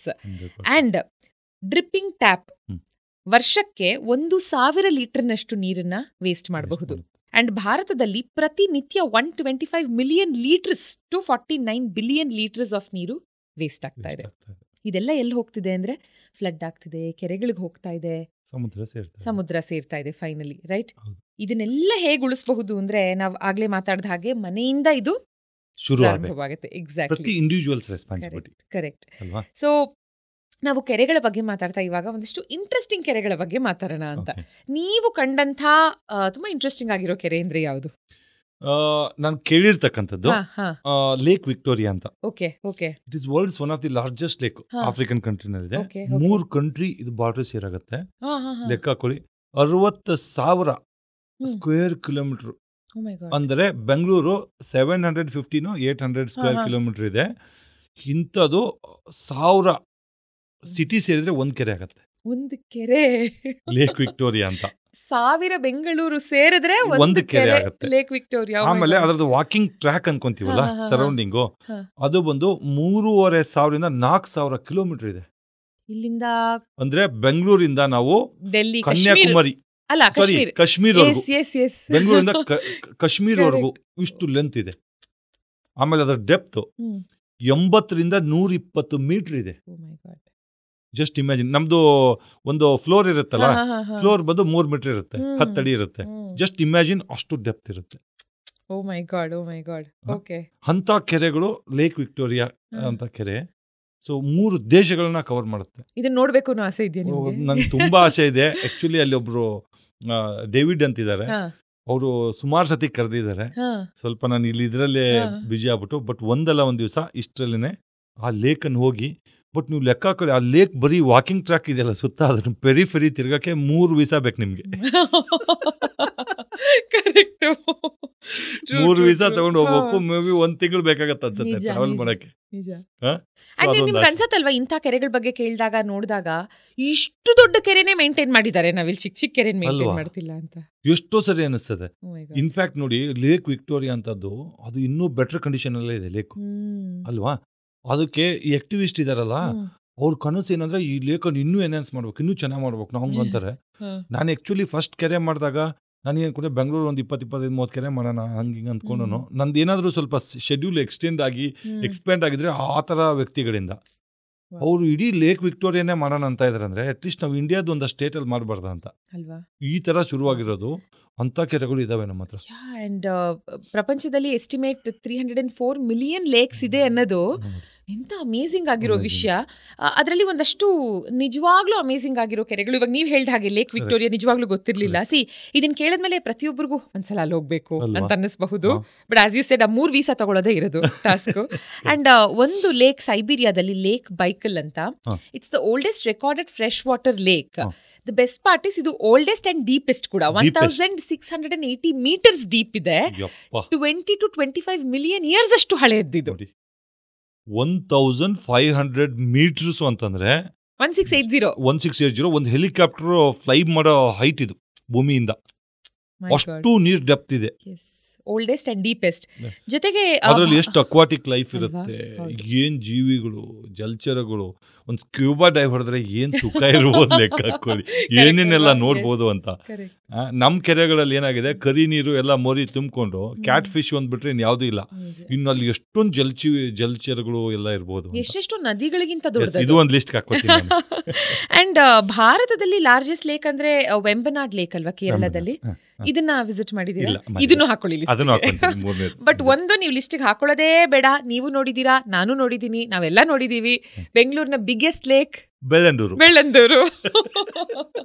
ಇವಾಗ ನೋ ಮೋರ್ ಲೇಕ್ ಅದು. ಆಕ್ಚುಲಿ 2005 ಆ ಫ್ರೋತಿಂಗು ಬರ್ನಿಂಗು ಬೆಂಕಿ ಹತ್ಬೇಕಾದ್ರೆ ಅದ್ರಲ್ಲಿ ನೀರು ತುಂಬಿತ್ತು ಆವಾಗ. ಇವಾಗ ಹೋಗಿ ನೋಡಿದ್ರೆ ಅದು ಪ್ಲೇ ಗ್ರೌಂಡ್ ಆಗ್ಬಿಟ್ಟಿದೆ. ಎಲ್ಲ ನೀರು ಮೊರಿ ನೀರು ಡೈವರ್ಟ್ ಮಾಡಿಬಿಟ್ಟಿದ್ದಾರೆ. ಅದರಲ್ಲಿ ಫುಲ್ ಡ್ರೈ ಇದೆ. ಆಮೇಲೆ ಒಂದು ಪಾರ್ಟ್ ಅಲ್ಲಿ ಒಂದಷ್ಟು ಸುವೇಜ್ ಮತ್ತೆ ತುಂಬಿಕೊಂಡಿದೆ. ಅಷ್ಟು ಬಿಟ್ರೆ it is no more lake, but one of the biggest lake. ಅದನ್ನೇ ಕಳ್ಕೊಂಡಿದೀವಿ. ಆಕ್ಚುಲಿ ಹೋಪ್ ಏನಂತಂದ್ರೆ ಇನ್ನೊಂದು 5-10 ವರ್ಷದಲ್ಲಿ ಸರ್ಕಾರಗಳು ಎಲ್ಲ ತುಂಬಾ ಎಚ್ಚೆತ್ಕೊಂಡಿದೆ, ಸಾರ್ವಜನಿಕರು ಎಚ್ಚೆತ್ಕೊಂಡಿದ್ದಾರೆ, BBMPಗಳು BDAಗಳು ಅವರು ಸೀರಿಯಸ್ ಆಗಿ ಕೆಲಸ ಮಾಡ್ತಾರೆ. ಬಟ್ ಅಟ್ಲೀಸ್ಟ್ ಒಂದು 4-5 ವರ್ಷಕ್ಕೆ ತಿರ್ಗಾ ವಾಪಸ್ ನಾವು ಆ ಕೆರೆ ನೋಡ್ತೀವ ಅಂತ ಒಂದು ಕನಸು ಅಷ್ಟೇ. ಕರೆಕ್ಟ್. ಆದ್ರೆ ನಾವು ಕನಸ್ಕೊಂಡ್ರೂ ನೋಡಕ್ಕಾಗದಿರೋ ಎಷ್ಟೆಷ್ಟೋ ಕೆರೆಗಳು ಇವತ್ತಿನ ಇನ್ಫ್ರಾಸ್ಟ್ರಕ್ಚರ್ ಕೆಳಗಡೆ ಹುದುಗಿ ಹೋಗಿವೆ. ಅಂತ ಒಂದಷ್ಟು ಕೆರೆಗಳ ಬಗ್ಗೆ ಹೇಳ್ತೀವಿ. ಮೆಜೆಸ್ಟಿಕ್ ಧರ್ಮಾಂಬುದಿ ಕೆರೆ 1800 ಎಕರೆ. 1800 ಎಕರೆ ಧರ್ಮಾಂಬುದಿ ಕೆರೆ. ಇನ್ ಲೆಕ್ಕ ಹಾಕೊಳ್ಳಿ, ಇನ್ನು ಎಂತ ವಾತಾವರಣ ಇರ್ಬೋದು. ಈಗೇನು ಕಾಂಕ್ರೀಟು ಬಸ್ಗಳು ಹೊಗೆ ಊದ್ಕೊಂಡು, ಅಂದ್ರೆ ಅಡ್ವರ್ಸ್. ಈಗ ಅವತ್ತು ಆಕ್ಸಿಜನ್ ಪ್ರೊಡ್ಯೂಸ್ ಮಾಡೋದು ಜಲಚರಗಳು ಇದ್ದದ್ದು, ಇವತ್ತು ಹೊಗೆ ಬಿಟ್ಕೊಂಡು ಇಷ್ಟು ಬಸ್ಗಳು ಅಲ್ಲಿ ಕುಂತಿರ್ತವೆ. ಲೆಕ್ಕ ಹಾಕೊಳ್ಳಿ ಅದು ಏನಾಗಿದೆ, ಕಾಂಕ್ರೀಟ್ ಆಗಿದೆ. ಅಷ್ಟು ದೊಡ್ಡ ಕೆರೆ ಅದು. ಆಲ್ಮೋಸ್ಟ್ ಒಂದು 25% ಬ್ಯಾಂಗ್ಳೂರ್ದು ಅಂತರ್ಜಲಕ್ಕೆ ಮೋಸ್ಟ್ಲಿ ಅದೇ ಕೆರೆ ನೀರು ಕೊಡ್ತಿತ್ತು ನಾವು. ಅಂತ ಕೆರೆ ಇದೆ. ಆಮೇಲೆ ಇವು ಕಂಠೀರವ ಸ್ಟೇಡಿಯಂ, ಚಿನ್ನಸ್ವಾಮಿ ಸ್ಟೇಡಿಯಂ, ಈ ಕೋರ್ಮಂಗ್ಲದಲ್ಲಿ ನ್ಯಾಷನಲ್ ಗೇಮ್ಸ್ ವಿಲೇಜ್ ಇದೆಯಲ್ಲ, ಅದು ಕೆರೆ ಅದು. ಆಮೇಲೆ HSR ಲೇಔಟ್ ಇಲ್ವಾ, HSR ಲೇಔಟ್ 95-96ರಲ್ಲಿ ಹೊಸೂರಲ್ಲಿ ಡಬಲ್ ರೋಡ್ ಇತ್ತಷ್ಟೇ, ಈ ತರ ಚತುಷ್ಪಥ ಎಲ್ಲ ಇರಲಿಲ್ಲ. ಅವಾಗ ಹೋಗ್ಬೇಕಾದ್ರೆ ಲೆಫ್ಟ್ ಸೈಡ್ ನೋಡಿದ್ರೆ ಜಂಬೋ ಗ್ರಾಸ್ ಬೆಳ್ಕೊಂಡು ಫುಲ್ಲು ನೀರು, ವೆಟ್ಲ್ಯಾಂಡು, ಫುಲ್ಲು ಆ ಥರ ಗ್ರೀನ್ ಏರಿಯಾ ಅದು. ಇವಾಗ ಅಲ್ಲಿ ಹೋಗ್ಬಿಟ್ರೆ ಫುಲ್ ಕಾಂಕ್ರೀಟ್ ತುಂಬೈತೆ. ಅಂಥವು ಮತ್ತೆ ಹೇಳಕ್ ಹೋದ್ರೆ ಲಿಸ್ಟ್ ಸಿಕ್ಕಾಪಟ್ಟಿದೆ. ಇವಾಗ ಗಾಲ್ಫ್ ಯಾವ್ದು KGA ಗಾಲ್ಫ್ ಕೋರ್ಸ್ ಅಂತ, ಅದು ಚಲ್ಗಟ್ಟ ಲೇಕು ಅಂತ, ಆ ಥರ ಸುಮಾರುಗಳು ತುಂಬಿಡಿದಾವೆ. ಮತ್ತೆ ಇವು ಮೇನ್ ಸಿಟಿನಲ್ಲಿ ಇರೋ ನಾವು ಹೇಳ್ತಾ ಇದೀವಿ. ಇನ್ನು ಸುತ್ತಮುತ್ತ ಬಂದ್ಬಿಟ್ರೆ ನಿಮ್ಗೆ ವಿಲ್ಸನ್ ಗಾರ್ಡನ್ ಅಲ್ಲಿ ಇಲ್ಲಿ ಎಲ್ಲ ಕಡೆ ಬಂದ್ರೆ ನಿಮ್ಗೆ ಎಷ್ಟೊಂದು, ನಾವು ದಿಶಾಂಕ್ ಅಂತ ಒಂದಿದೆ ಗೌರ್ಮೆಂಟ್ ಆ್ಯಪ್, ಆ ದಿಶಾಂಕಲ್ಲಿ ನೋಡಿದ್ರೆ ಬ್ಲೂ ಕಾಣಿಸ್ತದೆ. ದಿಶಾಂಕ್ ಅಂತ ಇದೆ, DISHANK ಅಂತ. ಅದನ್ನ ತೆಗೆದು ನೋಡಿದ್ರೆ ಬ್ಲೂ, ಅದು ಇದೆ ಗೌರ್ಮೆಂಟ್ ಆ್ಯಪ್. ಅದನ್ನ ಹಿಂಗೆ ಜೂಮ್ ಮಾಡಿ ನೋಡಿದ್ರೆ ಕೆಳಗಡೆ ಬಿಲ್ಡಿಂಗ್ ಇದಾವೆ. ಇದು ಕೆರೆ ನೋಡಿದ್ರೆ ಬಿಲ್ಡಿಂಗು ಎಲ್ಲ ಮುಚ್ಚಿಬಿಟ್ಟು ಕಟ್ಬಿಟ್ರು. ಅದರಲ್ಲಿ ಸರ್ಕಾರನೂ ಒಂದಷ್ಟು ಮಾಡಿದೆ, ಬಿಲ್ಡರ್ಸು ಮಾಡಿದ್ದಾರೆ, ಸಾರ್ವಜನಿಕರು ಎಲ್ಲರೂ ಸೇರ್ಕೊಂಡು ಮಾಡಿಬಿಟ್ರು. ಲೆಕ್ಕ ಹಾಕೊಳ್ಳಿ ಈ ಥರ ಪರಿಸ್ಥಿತಿ. 1850ರಲ್ಲಿ 400 ಉಳಿದ ಒಂದು ಲೆಕ್ಕ ಕಡಿ ಎಲ್ಲ ನುಂಗಿ ನೀರು ಕುಡ್ದಾಯ್ತು ನಾವು. ಇವಾಗ ಏನ್ ಉಳ್ಕೊಂಡಿದೆ, ನೀವೊಂದು ನಂಬರ್ ಏನ್ ಹೇಳಿದ್ರಿ, ಅಟ್ ಲೀಸ್ಟ್ ಅದನ್ನ ನಾವು ಕ್ಲೀನ್ ಆಗಿ ನೀಟಾಗಿ ಇಟ್ಕೊಂಡ್ರೆ ಮತ್ತೆ KRS ನೀರು ಬೇಕಾಗಿಲ್ಲ. ನಾನು ಹೇಳ್ತಾ ಇದ್ದೀನಿ ನೋಡಿ, KRS ನೀರೇ ಬೇಕಾಗಿಲ್ಲ. ನಮ್ಗೆ ಏನು ಉಳ್ಕೊಂಡ್ರೆ ಕೆರೆ ಅದಲ್ಲ, ಸ್ವಚ್ಛವಾಗಿ ನೀರು ಅದನ್ನೆಲ್ಲ ಕ್ಲೀನ್ ಮಾಡಿಕೊಂಡು ವಾಟರ್ ಹೋಲ್ಡಿಂಗ್ ಕೆಪಾಸಿಟಿ ಮಾಡ್ಕೊಂಡು ಇಟ್ಕೊಂಡ್ಬಿಟ್ರೆ ಮತ್ತೆ ಅಂತರ್ಜಲ ಇಂಪ್ರೂವ್ಮೆಂಟ್ ಆಗುತ್ತೆ. ನೇಚರ್ ಹಂಗೇನೆ ಅದು. ಒಂದು ನೀವು ಗಿಡ ಕಡಿದ್ರೆ ಮುಗೀತು ಅಂತಲ್ಲ, ಅಂದ್ರೆ ಒಂದು ಭೂಕಂಪ ಆದ್ರೆ ಮುಗೀತು ಅಂತಲ್ಲ ಅಲ್ವಾ. ನೀವು ಮತ್ತೆ ಅದನ್ನು ವಾಪಸ್ ರಿಸ್ಟೋರ್ ಮಾಡಿದ್ರೆ ಮತ್ತೆ ಬರುತ್ತೆ, ಮತ್ತೆ ಅದಕ್ಕೆ ಕೆಲಸ ಸ್ಟಾರ್ಟ್ ಮಾಡುತ್ತೆ. ಇವ್ನು ಮರುಪೂರ್ಣ ಮಾಡ್ಕೊಂಡ್ರೆ ಆಮೇಲೆ ಫ್ಲಡ್ ನಿಂತೋಗುತ್ತೆ. ಈ ಫ್ಲಡ್ ಆಗುತ್ತೆ ನೋಡಿ ಓಡಿ. ಒಂದು ನೀವು ಹೇಳ್ದಂಗೆ ಕಾಂಕ್ರಿಟೈಸೇಷನ್ ಇಂದ ಫ್ಲಡ್ ಆಗ್ತಾ ಇದೆ, ಇಲ್ಲಿ ಹಿಂಗ್ತಾನೆ ಇಲ್ಲ. ಎರಡನೇದು ಕೆರೆಗಳೆಲ್ಲ ಅದು ಮೋರಿ ನೀರು ತುಂಬ ಓವರ್ಫ್ಲೋ ಆಗ್ತಾ ಇದ್ರೆ ಮಳೆ ಬಂದ್ರೆ ತಡ್ಕೊಳೋ ಕೆಪಾಸಿಟಿ ಮತ್ತೆ ಅದು ನುಗ್ತದೆ. ರಾಜಕಾಲುವೆಗಳನ್ನೆಲ್ಲ ಒತ್ತುವರಿ ಮಾಡ್ಕೊಂಡ್ಬಿಟ್ಟಿದೀವಿ, ಅದ್ರ ರೂಟ್ ಚೇಂಜ್ ಮಾಡ್ಬಿಟ್ಟಿದೀವಿ. ಅಂದ್ರೆ ಅದು ಗ್ರೀಡಿಯಿಂದ ಮತ್ತೆ ಆಸೆಗೆ ಮಾಡಿದ್ದಲ್ಲ, ಎಷ್ಟೋ ಜನಕ್ಕೆ ಅವ್ರ ಮಾಹಿತಿನೇ ಇಲ್ಲ ಅಲ್ಲಿದೆ ಅಂತ. ಹಂಗೆ ಮಾಹಿತಿ ಇಲ್ದೇನೂ ಮಾಡಿದ್ದಾರೆ. ಈಗ ನನಗೆ ಸುಮಾರು ಜನ ಹೇಳ್ತಾರೆ, ಏನ್ ಸರ್ ನಮ್ಗೆ ಗೊತ್ತೇ ಇಲ್ಲ, ಇದು ಇಲ್ಲಿ ಮೆಜರ್ಮೆಂಟ್ ಬರ್ತದೆ, ನೀವು ತೋರಿಸಿದ ಮೇಲೆ ಗೊತ್ತು ಅಂತಾರೆ. They don't have idea. ಅಂದ್ರೆ ಅದಕ್ಕೊಂದು ಮೆಜರ್ಮೆಂಟು ಹದ್ಬಸ್ತು ಫಿಕ್ಸ್ ಆಗಿಲ್ಲ, ಹಂಗಾಗಿ ಗೊತ್ತೇ ಆಗಿಲ್ಲ ಜನಕ್ಕೆ ಮಾಡ್ಬಿಟ್ಟಿದ್ದಾರೆ. ಇವಾಗ ನೀವು ಹಂಗೆ ಹೊಡಿಯಕ್ಕೆ ಹೋದ್ರೆ, ಹೊಡೆದೇನೋ ಕೆರೆ ಮಾಡಕ್ಕಂತ ಹೋದ್ರೆ ಅರ್ಧ ಬೆಂಗಳೂರು ಹೋಗ್ಬಿಡುತ್ತೇನೋ. ಕರೆಕ್ಟ್. ಅಂಡ್ ನಿಮ್ಮನ್ನ ಏನು ಮೋಟಿವೇಟ್ ಮಾಡ್ತು ಅಂತ ನೋಡಿದಾಗ ಒಂದು ಆರ್ಟಿಕಲ್ ಆ್ಯಂಡ್ ಒಂದು discussion with said that Cape town, Bengaluru ಮುಂದಿನ ಕೇಪ್ ಟೌನ್ ಆಗಬಹುದಾ ಅಂತ. ಅವಾಗ ಕೇಪ್ ಟೌನ್ನಲ್ಲಿ ನೀರಿನ ಹಾಹಾಕಾರ ಏನಿತ್ತು ಅದನ್ನ ನಾವೆಲ್ಲ ನೋಡಿದ್ದೀವಿ. ನಿಜವಾಗ್ಲೂ ಮನ ಕಲುಕುವ ಸನ್ನಿವೇಶಗಳು. ಹೌದು. ಆ್ಯಂಡ್ ಒಂದು ಫ್ಯಾಮಿಲಿಗೆ 50 ಲೀಟರ್ ನೀರು ಅಂದರೆ ಹೇಗೆ ಸಾಧ್ಯ? ಅಡುಗೆ, ನೀವು ಬ್ರಷ್ ಮಾಡೋದು, ಸ್ನಾನ ಮಾಡೋದು, ಕುಡಿಯೋದು, ವೇಸ್ಟ್ನ ಹೊರ ಹಾಕಕ್ಕೆ ಎಲ್ಲದಕ್ಕೂ ಸೇರಿ ಒಂದು ಇಡೀ ಫ್ಯಾಮಿಲಿಗೆ 50 ಲೀಟರ್ ಅಂತ ಕೊಡ್ತಿದ್ರು. ಇನ್ಫ್ಯಾಕ್ಟ್ ಕೊಡ್ತೀವಿ ಅಂತ ಹೇಳಿದ್ರು, ಅದೂ ಸಿಗ್ತಾ ಇರಲಿಲ್ಲ. ಬೆಂಗಳೂರು ಮುಂದಿನ ಕೇಪ್ ಟೌನ್ ಆಗತ್ತಾ ಅನ್ನೋ ಪ್ರಶ್ನೆ ನಿಮ್ಮಲ್ಲಿ ನಾನು ಏನೋ ಮಾಡಬೇಕು ಅನ್ನೋ ಒಂದು ಛಲ ಹುಟ್ಟಾಕತ್ತೆ. ಆ್ಯಂಡ್ ಇವತ್ತಿಗೆ ಡು ಯು ಥಿಂಕ್ ಸ್ವಲ್ಪನಾದರೂ ಇಂಪ್ರೂವ್ಮೆಂಟ್ ಕಂಡಿದೆ ಅಂತ? ಬಿಕಾಸ್ ನೋಡಿ, ರೀಸೆಂಟಾಗಿ ನನ್ನ ಶೋನಲ್ಲಿ I had 3 doctor mister Vijay Nishanth ಅವರು, and here you are lake man of India. So ನೀವು ಸಿಂಗಲ್ ಮೆನ್ ಆರ್ಮಿ ಆಗಿ ಅಫ್ಕೋರ್ಸ್ ಒಂದಷ್ಟು ಸಮಾನ ಮನಸ್ಕರ ಜೊತೆ ಸೇರಿ ಒಳ್ಳೊಳ್ಳೆ ಕೆಲಸಗಳು ಮಾಡ್ತಾ ಇರೋದು, ಆ್ಯಂಡ್ ಅದಕ್ಕೆ ಸಪೋರ್ಟ್ ಮಾಡೋರು ಇದ್ದಾರೆ. Do you think we've come a long way? ಅಂದರೆ 10 ವರ್ಷದ ಹಿಂದೆ ಅಂತ ತಗೊಂಡಾಗ ಸ್ವಲ್ಪ ಇಂಪ್ರೂವ್ಮೆಂಟ್ ಆಗಿದೆಯಾ? ಸ್ವಲ್ಪ ಅಲ್ಲ, ಜಾಸ್ತಿನೇ ಆಗಿದೆ. ಯಾಕಂದ್ರೆ ಜನರಿಗೆ ತುಂಬಾ ಅವೇರ್ನೆಸ್ ಬಂದಿದೆ. ನೀವು ನೋಡಿ, ಅವಾಗ TV9 ಅಲ್ಲಿ ಒಂದು ಕಾರ್ಯಕ್ರಮ, ಒಂದು ಆಡ್ ಬರೋದು ಏನಂತ, ನಾನು ಕೆರೆ, ನಾನು ನಿಮ್ಮ ಜೀವಾಳ, ನಿಮ್ಮ ತಾಯಿ, ನನ್ನನ್ನು ಉಳಿಸಿ ಕಾಪಾಡಿ ಅಂತ ಒಂದು ಹಾಕರ್ ನೋಡಿದಿರಾ? ಅಲ್ಲಿವರೆಗೂ ಕೆರೆಗಳು ಹಾಳಾಗ್ತಾ ಇದೆ ಅಂತ ಯಾರಿಗೂ ಗೊತ್ತಿರಲಿಲ್ಲ ಬೆಂಗಳೂರಲ್ಲಿ.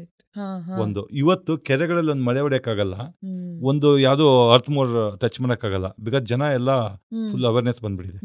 ಅಂದ್ರೆ ನಾವು ಒಬ್ಬರೇ ಅಲ್ಲ, ಮೀಡಿಯಾ ಇರ್ಬೋದು, ಆಮೇಲೆ ಸಾರ್ವಜನಿಕರು, ಸೋಷಿಯಲ್ ಮೀಡಿಯಾ ಇರ್ಬೋದು, ಮತ್ತೆ ಸರ್ಕಾರಗಳು ಬೇಕಾದಷ್ಟು ಅದ್ರ ಬಗ್ಗೆ ಅವೇರ್ನೆಸ್ ತಂದಿದ್ದಾವೆ. ಹೀಗಾಗಿ ಕೆರೆಗಳು ಪ್ರೊಟೆಕ್ಟ್ ಆಗ್ತಾ ಇದೆ. ಒಂದು ಎರಡನೇದು, ನಿಮ್ಗೆ ರಿಜುನೇಷನ್ ನಡೀತಾ ಇದೆ, ಕ್ಲೀನ್ ಆಗ್ತಾ ಇದೆ. ಬಟ್ ಅದು ಇನ್ನೊಂದು ಸ್ವಲ್ಪ ಪ್ರಾಪರ್ ಆಗಿ ಪ್ರಾಕ್ಟಿಕಲ್ ಆಗಬೇಕು.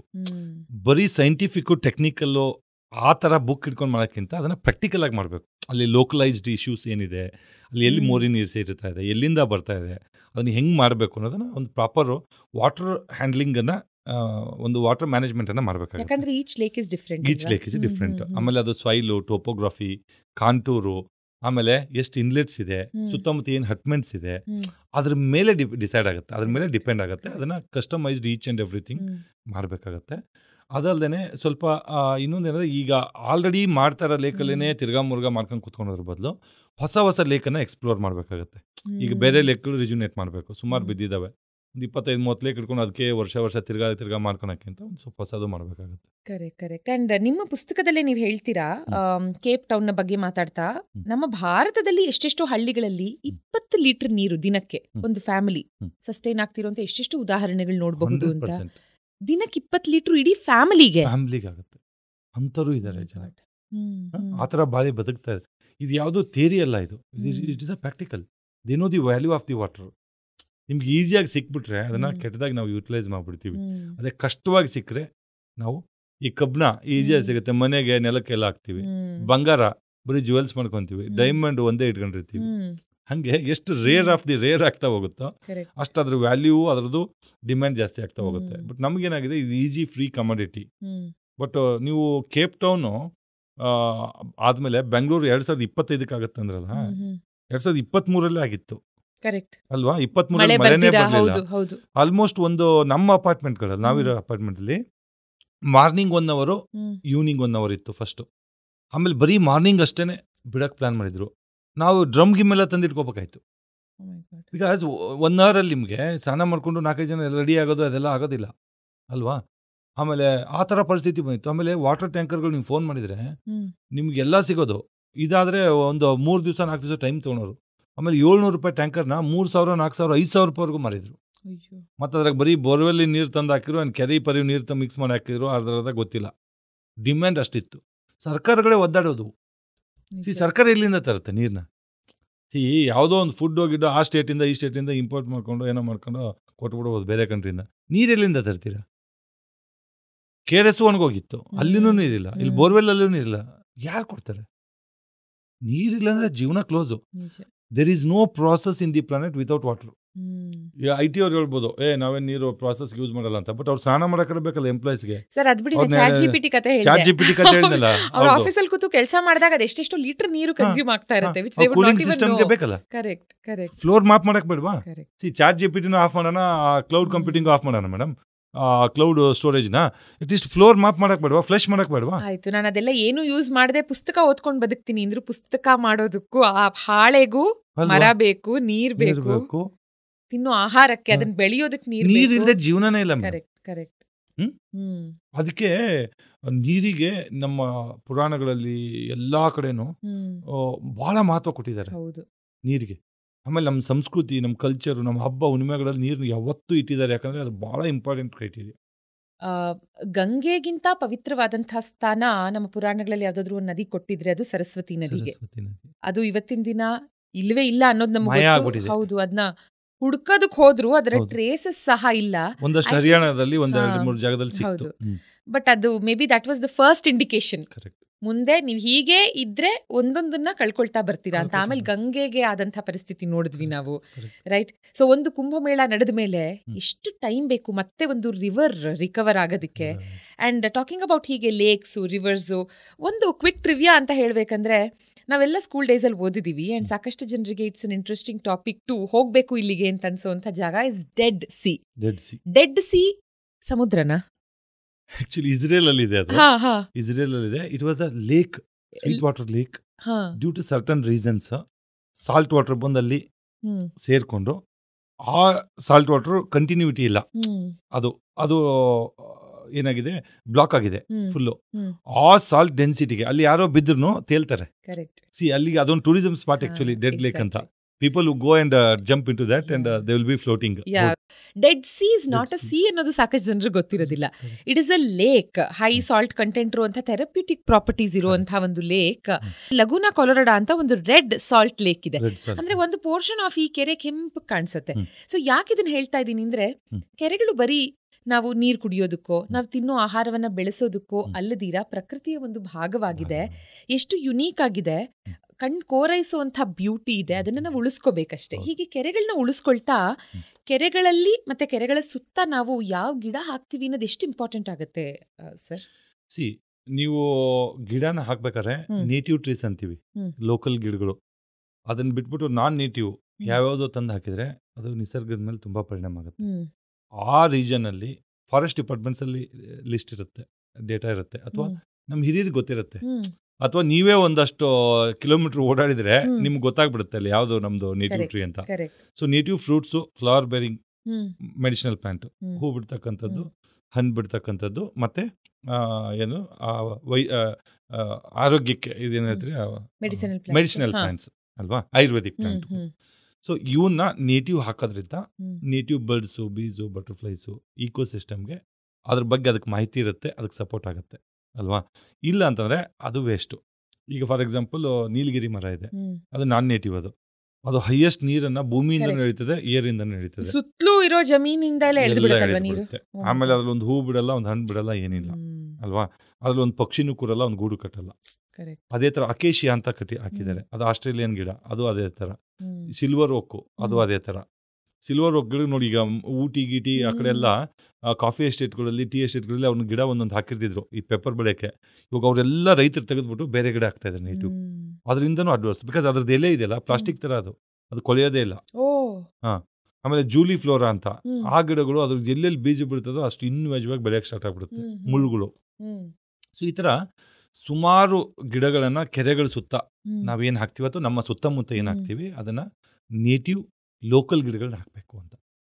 ಜೊತೆಗೆ ಕೆರೆಯ ಸುತ್ತ ಹಾಕುವಂತ ಗಿಡಗಳ ಜೊತೆ ಕೆರೆನಲ್ಲಿ, ಕೆರೆ ಒಳಗೆ ಯಾವ್ಯಾವ ಗಿಡಗಳನ್ನ ಲೋಟಸ್, ಲಿಲ್ಲೀಸು ಹೈಯೆಸ್ಟ್. ಲೋಟಸ್, ಲಿಲ್ಲೀಸು ಇವು ತುಂಬಾ ಚೆನ್ನಾಗಿ ಬರ್ತವೆ, ಅವೇ 2 ಗಿಡಗಳು. ಅದನ್ನ ಬಿಟ್ರೆ ವೀಡ್ ತರ ಬೆಳೀತದೆ, ವಾಟರ್ ಅಲಿಗೇಟ್ರು, ಅದು ಹಯಸಿಂತು, ಅದೆಲ್ಲ ಬೆಳೀತದೆ. ಅದು ಒಳ್ಳೇದೇ, ನೀರು ಪ್ಯೂರಿಫೈ ಮಾಡುತ್ತೆ, ಬಟ್ ಅದು ಹೆವಿ ಇನ್ವ್ಯಾಜಿವ್ ಇರೋದ್ರಿಂದ ಅದು surface of the water cover ಮಾಡ್ಬಿಟ್ಟು ಸೂರ್ಯನ ಬೆಳಕು ರೀಚ್ ಆಗದಂಗೆ ಆದರೆ ಕೆಳಗಡೆ ಇರ್ತಕ್ಕಂಥ ಮತ್ತೆ ಪ್ಲಾಂಟ್ಗಳು, ಜೀವಿಗಳೆಲ್ಲ ಸತ್ತೋಗ್ತವೆ. ಹೀಗಾಗಿ ಲೋಟಸು, ಲಿಲ್ಲೀಸು ಬೆಸ್ಟ್ ಆಕ್ಚುಲಿ. ಇವತ್ತಿನ ದಿನ ಮಕಾನ ಅಂತ ಬರ್ತಾರೆ, ನಾನು ಅದೇ ಹೇಳಕ್ ಬಂದೆ. Most popular snack is makhana. So ಕೆರೆ ಮಲಿನವಾಗಿದ್ರೆ ನಾವು ತಿನ್ನೋ ಮಖಾನ ಎಷ್ಟು ಕಲುಷಿತವಾಗಿರಬಹುದು ನೋಡಿ. ಈಗ ಮಖಾನ ಬಂದು ವೆರಿ ಪಾಪ್ಯುಲರ್. ಫ್ಲೈಟ್ಗಳಲ್ಲೆಲ್ಲ ನೀವು ಹೋದ್ರೆ ನೀವು ಮಖಾನದ್ದೇ, ಅದು ಹೈಯೆಸ್ಟ್ ನ್ಯೂಟ್ರಿಯೆಂಟ್ಸ್ ಇರ್ತಕ್ಕಂಥದ್ದು, ಒಳ್ಳೆ ಡಯಟಿಂಗ್ ಫುಡ್ ಈಗ ಅದು ಅಕ್ರಾಸ್ ದಿ ವರ್ಲ್ಡ್. ಈ ನೀವು ಇಲ್ಲಿ ಸೌತ್ ಅಲ್ಲಿ ಕಮ್ಮಿ, ನಾರ್ತ್ ಅಲ್ಲಿ ಹೋದ್ರೆ ಯುಪಿ ಅಥವಾ ವೆಟ್ಲ್ಯಾಂಡ್ಗಳು ಇರ್ತಕ್ಕಂಥ ಗಂಗಾ ರೀಜನ್ ಅಲ್ಲಿ ಹೋದ್ರೆ ಹೈಯೆಸ್ಟ್ ಎಲ್ಲರೂ ಮಖಾನಗಳು ಬೆಳೆಯೋದು ಅಂದ್ರೆ ಫುಲ್ ಲೋಟಸ್ ಹಾಕ್ಬಿಟ್ಟಿರ್ತಾರೆ. ಲೋಟಸ್ ಹೂ ಆಗಿ ಅದು ಕಾಯಾಗಿ ಅದ್ರಲ್ಲಿ ಬೀಜ ಬರ್ತದೆ, ಅದೇ ಮಖಾನ. ಇವಾಗ makhana is a big business, ಸಖತ್ ಎಕ್ಸ್ಪೆನ್ಸಿವ್ ಅದು. ನೀವು ಅದನ್ನ ಬ್ಯಾಡ್ ಏನಾದ್ರೂ ನೀರಲ್ಲಿ ಬೆಳೆದ್ರೆ ಮಖಾನದಲ್ಲಿ ಆರ್ಸೆನಿಕ್, ಹೆವಿ ಮೆಟಲ್ಸ್ ಎಲ್ಲ ಬಂದ್ಬಿಡುತ್ತೆ. ನೀವು ಅದನ್ನ ಡಯಟಿಂಗು ಒಳ್ಳೇದಕ್ಕಂತ ನ್ಯೂಟ್ರಿಯನ್ಸ್ ತಿನ್ನಕ್ ಹೋದ್ರೆ ಅಡ್ವರ್ಸ್ ಎಫೆಕ್ಟ್ ಹೊಡಿತದೆ. ಆ ಥರ ಈಗ ಆಪಲ್ ಇದೆ, ಆಪಲ್ ಒಳ್ಳೆ ಪ್ಯೂರೆಸ್ಟ್ ಬೆಸ್ಟ್ ಫಾರ್ ದಿ ಹೆಲ್ತ್ಗೆ. ಅದ್ರ ಮೇಲೆ ಒಂದು ಇದನ್ನ ಹಾಕಿರ್ತಾನೆ, ಆ ಕೋಟು, ವ್ಯಾಕ್ಸ್ ಕೋಟ್ ಹಾಕಿರ್ತಾನೆ. ನೀವು ಆ ವ್ಯಾಕ್ಸ್ ತಿನ್ನೋದ್ರಿಂದ it will going to you will have cancer or something else. ಅದೇ ಥರ ಮಖಾನಗಳು ಅಷ್ಟೇ. ಸೊ ಹೀಗಾಗಿ ಏನಾಗಿದೆ, ನೀರು ಎಷ್ಟು ಪ್ಯೂರ್ ಇರುತ್ತೋ, ಮಣ್ಣು ಎಷ್ಟು ಪ್ಯೂರ್ ಇರುತ್ತೋ, ನಮ್ಮ ಆಹಾರನೂ ಅಷ್ಟೇ ಪ್ಯೂರ್ ಇರುತ್ತೆ. ಈ ಮಣ್ಣು ಪಂಚಭೂತಗಳು ಅಂತ ಹೇಳ್ತೀವಲ್ಲ, 5 ಎಲಿಮೆಂಟ್ಸ್, ನೀರು, ಮಣ್ಣು, ಅದರಿಂದ ಮಾಡಿರೋದೇ ಅಲ್ವಾ. ನೀವು ಅದನ್ನು ಕಲುಷಿತ ಮಾಡಿದ್ರೆ ಇದು ಕಲುಷಿತ ಆಗುತ್ತೆ, ಅಷ್ಟೇ ಸಿಂಪಲ್ಲು ಅಲ್ವಾ. ನೀವು ಅದನ್ನು ಚೆನ್ನಾಗಿ ನೋಡಿಕೊಂಡ್ರೆ ಇದು ಚೆನ್ನಾಗಿರುತ್ತೆ.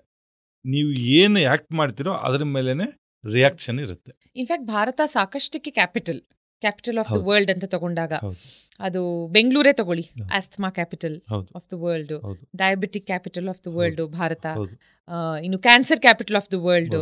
ಅದರಲ್ಲಿ ಒಂದಷ್ಟು ಕ್ಯಾನ್ಸರ್ ಹೈಯೆಸ್ಟ್ ಭಾರತದಲ್ಲೇ ಕಾಣಿಸ್ಕೊಳ್ಳೋದು. ಇದೆಲ್ಲ ಗ್ರಾಸ್ ರೂಟ್ ಲೆವೆಲ್ ಹುಡ್ಕೊಂಬಂದಾಗ ಮತ್ತಿಲ್ಲೇ ಮಣ್ಣು ಕಲುಷಿತವಾಗಿದ್ದಾಗ ಅದರಿಂದ ಎಕ್ಸಾಕ್ಟ್ಲಿ ಗಾಳಿ ಕಲುಷಿತ ಆಗುತ್ತೆ. ನಾ ಪ್ರತಿ ಸರಿ ಅದೇ ಹೇಳೋದು, ಫಸ್ಟ್ ಬೇಕಾದ ಗಾಳಿ, ಸೆಕೆಂಡ್ ಬೇಕಾದ ನೀರು, 3ನೇದು ಆಹಾರ, 4ನೇದು ಆರೋಗ್ಯ ಅಥವಾ ನಿದ್ದೆ ಅಲ್ವಾ. ಇವೇನಾದ್ರು ಡಿಸ್ಟರ್ಬ್ ಆಗ್ಬಿಟ್ರೆ ಎಲ್ಲ ನಾಟ್ ಓನ್ಲಿ ನಮಗೆ ಡಿಸ್ಟರ್ಬ್ ಮಾಡ್ಕೊಳಲ್ಲ, ಎಲ್ಲಾ ಜೀವ ಜಲಚರಗಳಿಂದ ಹಿಡಿದು ಎಲ್ಲಾ ಪ್ರಾಣಿಗಳು ಡಿಸ್ಟರ್ಬ್ ಮಾಡ್ತೀವಿ ನಾವು. ದನಕರುಗಳು ಬಂದು ನೀರು ಕುಡಿತವೆ, ಪಕ್ಷಿಗಳು ಕುಡಿತವೆ, ಅವು ಎಲ್ಲಾನು ಕಲುಷಿತ ಮಾಡ್ತೀವಿ. ನಿಮ್ಮ ಒಂದು ಇಂಟರ್ವ್ಯೂನಲ್ಲಿ ನೋಡ್ತಾ ಇದ್ದೆ, ನೀವು ಹೇಳ್ತೀರಾ ದಟ್ ನಿದ್ದೆ ಹಾಳು ಮಾಡ್ಕೊಳ್ಳೋದು. ನೀವು ಮನಸ್ಸು ಮಾಡ್ಬೋದು, 8 ಗಂಟೆ ನಿದ್ದೆ ಮಾಡ್ತೀನಿ ಅಂತ. ನಿಮ್ಮ ಮನೇಲಿ ಯಾರಿಗೋ ಹುಷಾರಿಲ್ಲ ಅಂದ್ರೆ ನಿಮ್ ನಿದ್ದೆನೂ ಹಾಳಾಗತ್ತೆ, ರೈಟ್ ಅಲ್ವಾ? ಹೌದು. ಹೆಲ್ತ್ ಚೆನ್ನಾಗಿದ್ರೆ ನೋಡಿ, ಎಲ್ಲರೂ ಹೇಳ್ತಾರೆ ಆರೋಗ್ಯ ಚೆನ್ನಾಗಿದ್ರೆ 1000 ಕೋಟಿ ಗಳಿಸ್ಬೋದಪ್ಪ ಅಂತಾರೆ ಅಲ್ವಾ. ಆರೋಗ್ಯ ಚೆನ್ನಾಗಿದ್ರೆ ಏನ್ ಬೇಕಾದ್ರೂ ಒಂದು ಕಲ್ಲು ಗುಡ್ಡನೇ ಹೊಡೆದಾಕ್ತೀನಪ್ಪ ಅಂತಾರೆ ಅಲ್ವಾ. ದುಡ್ಡು ಇದ್ಬಿಟ್ರೆ ಎಲ್ಲ ಚೆನ್ನಾಗಿದ್ಬಿಟ್ರೆ ನಾನು ಏನ್ ಬೇಕಾದ್ರೂ ಆರೋಗ್ಯ ಕೊಂಡ್ಕೊಂಡ್ಬಿಡ್ತೀನಿ ಅಂತಾರೆ ಯಾರನ್ನ, ಕರೆಕ್ಟ್ ಅಲ್ವಾ. ಅದೇ ಹೇಳ್ತಾರೆ, ಮೊನ್ನೆ ಯಾರೋ ಒಬ್ರು ಹೇಳ್ತಾ ಇದ್ರು, ನೀವು ಇನ್ಸೂರೆನ್ಸ್ ಮಾಡಿಸ್ಕೊಳ್ಳಿ, ಏನಾದ್ರು ಮಾಡ್ಕೊಳ್ಳಿ, ಒಂದು ಸತಿ ನಿಮ್ದು ಹೆಲ್ತ್ ಏನಾದ್ರು ಮೇಜರ್ಗೆ ಹೋಗಿ ನೀವು ICU ಸೇರ್ಬಿಟ್ರೆ ನಿಮ್ದು ಇಡೀ ಜೀವನ ಪೂರ್ತಿ ಗಳಿಸಿರೋದನ್ನ ಬೇಕಾದ್ರೆ ಒಂದು ವಾರದಲ್ಲಿ ಕಳ್ಕೊಂಡ್ಬಿಡ್ತೀರಾ ಅಂತ. ಅಂತಿಂತ ಡಿಸೀಸ್ಗಳಿದೆ. ನಿಜ ನಿಜ ಅಲ್ವಾ? ನೀವು ಜೀವನ ಪೂರ್ತಿ ಎಲ್ಲ ಗಳಿಸಿ ನನ್ನ ಮಕ್ಕಳಿಗೆ ಮೊಮ್ಮಕ್ಕಳಿಗೆ ನನ್ನ ಲೈಫ್ ಸೆಟ್ಲ್ ಅಂತ ಇಟ್ಟಿರ್ತೀರಲ್ಲ, ಒಂದು 15 ದಿವಸ ನೀವು ಹಾಸ್ಪಿಟ್ಲ್ ಸೇರ್ಕೊಂಡ್ಬಿಡ್ಬೇಕಾದ್ರೆ ಅದು ಇಷ್ಟೂ ಜೀರೋ ಆಗ್ಬಿಡುತ್ತೆ. ಬೇಕಾದ್ರೆ ಮೊನ್ನೆ ಯಾರೋ ಹೇಳ್ತಾ ಇದ್ದಾರೆ ನಂಗೆ. Very true.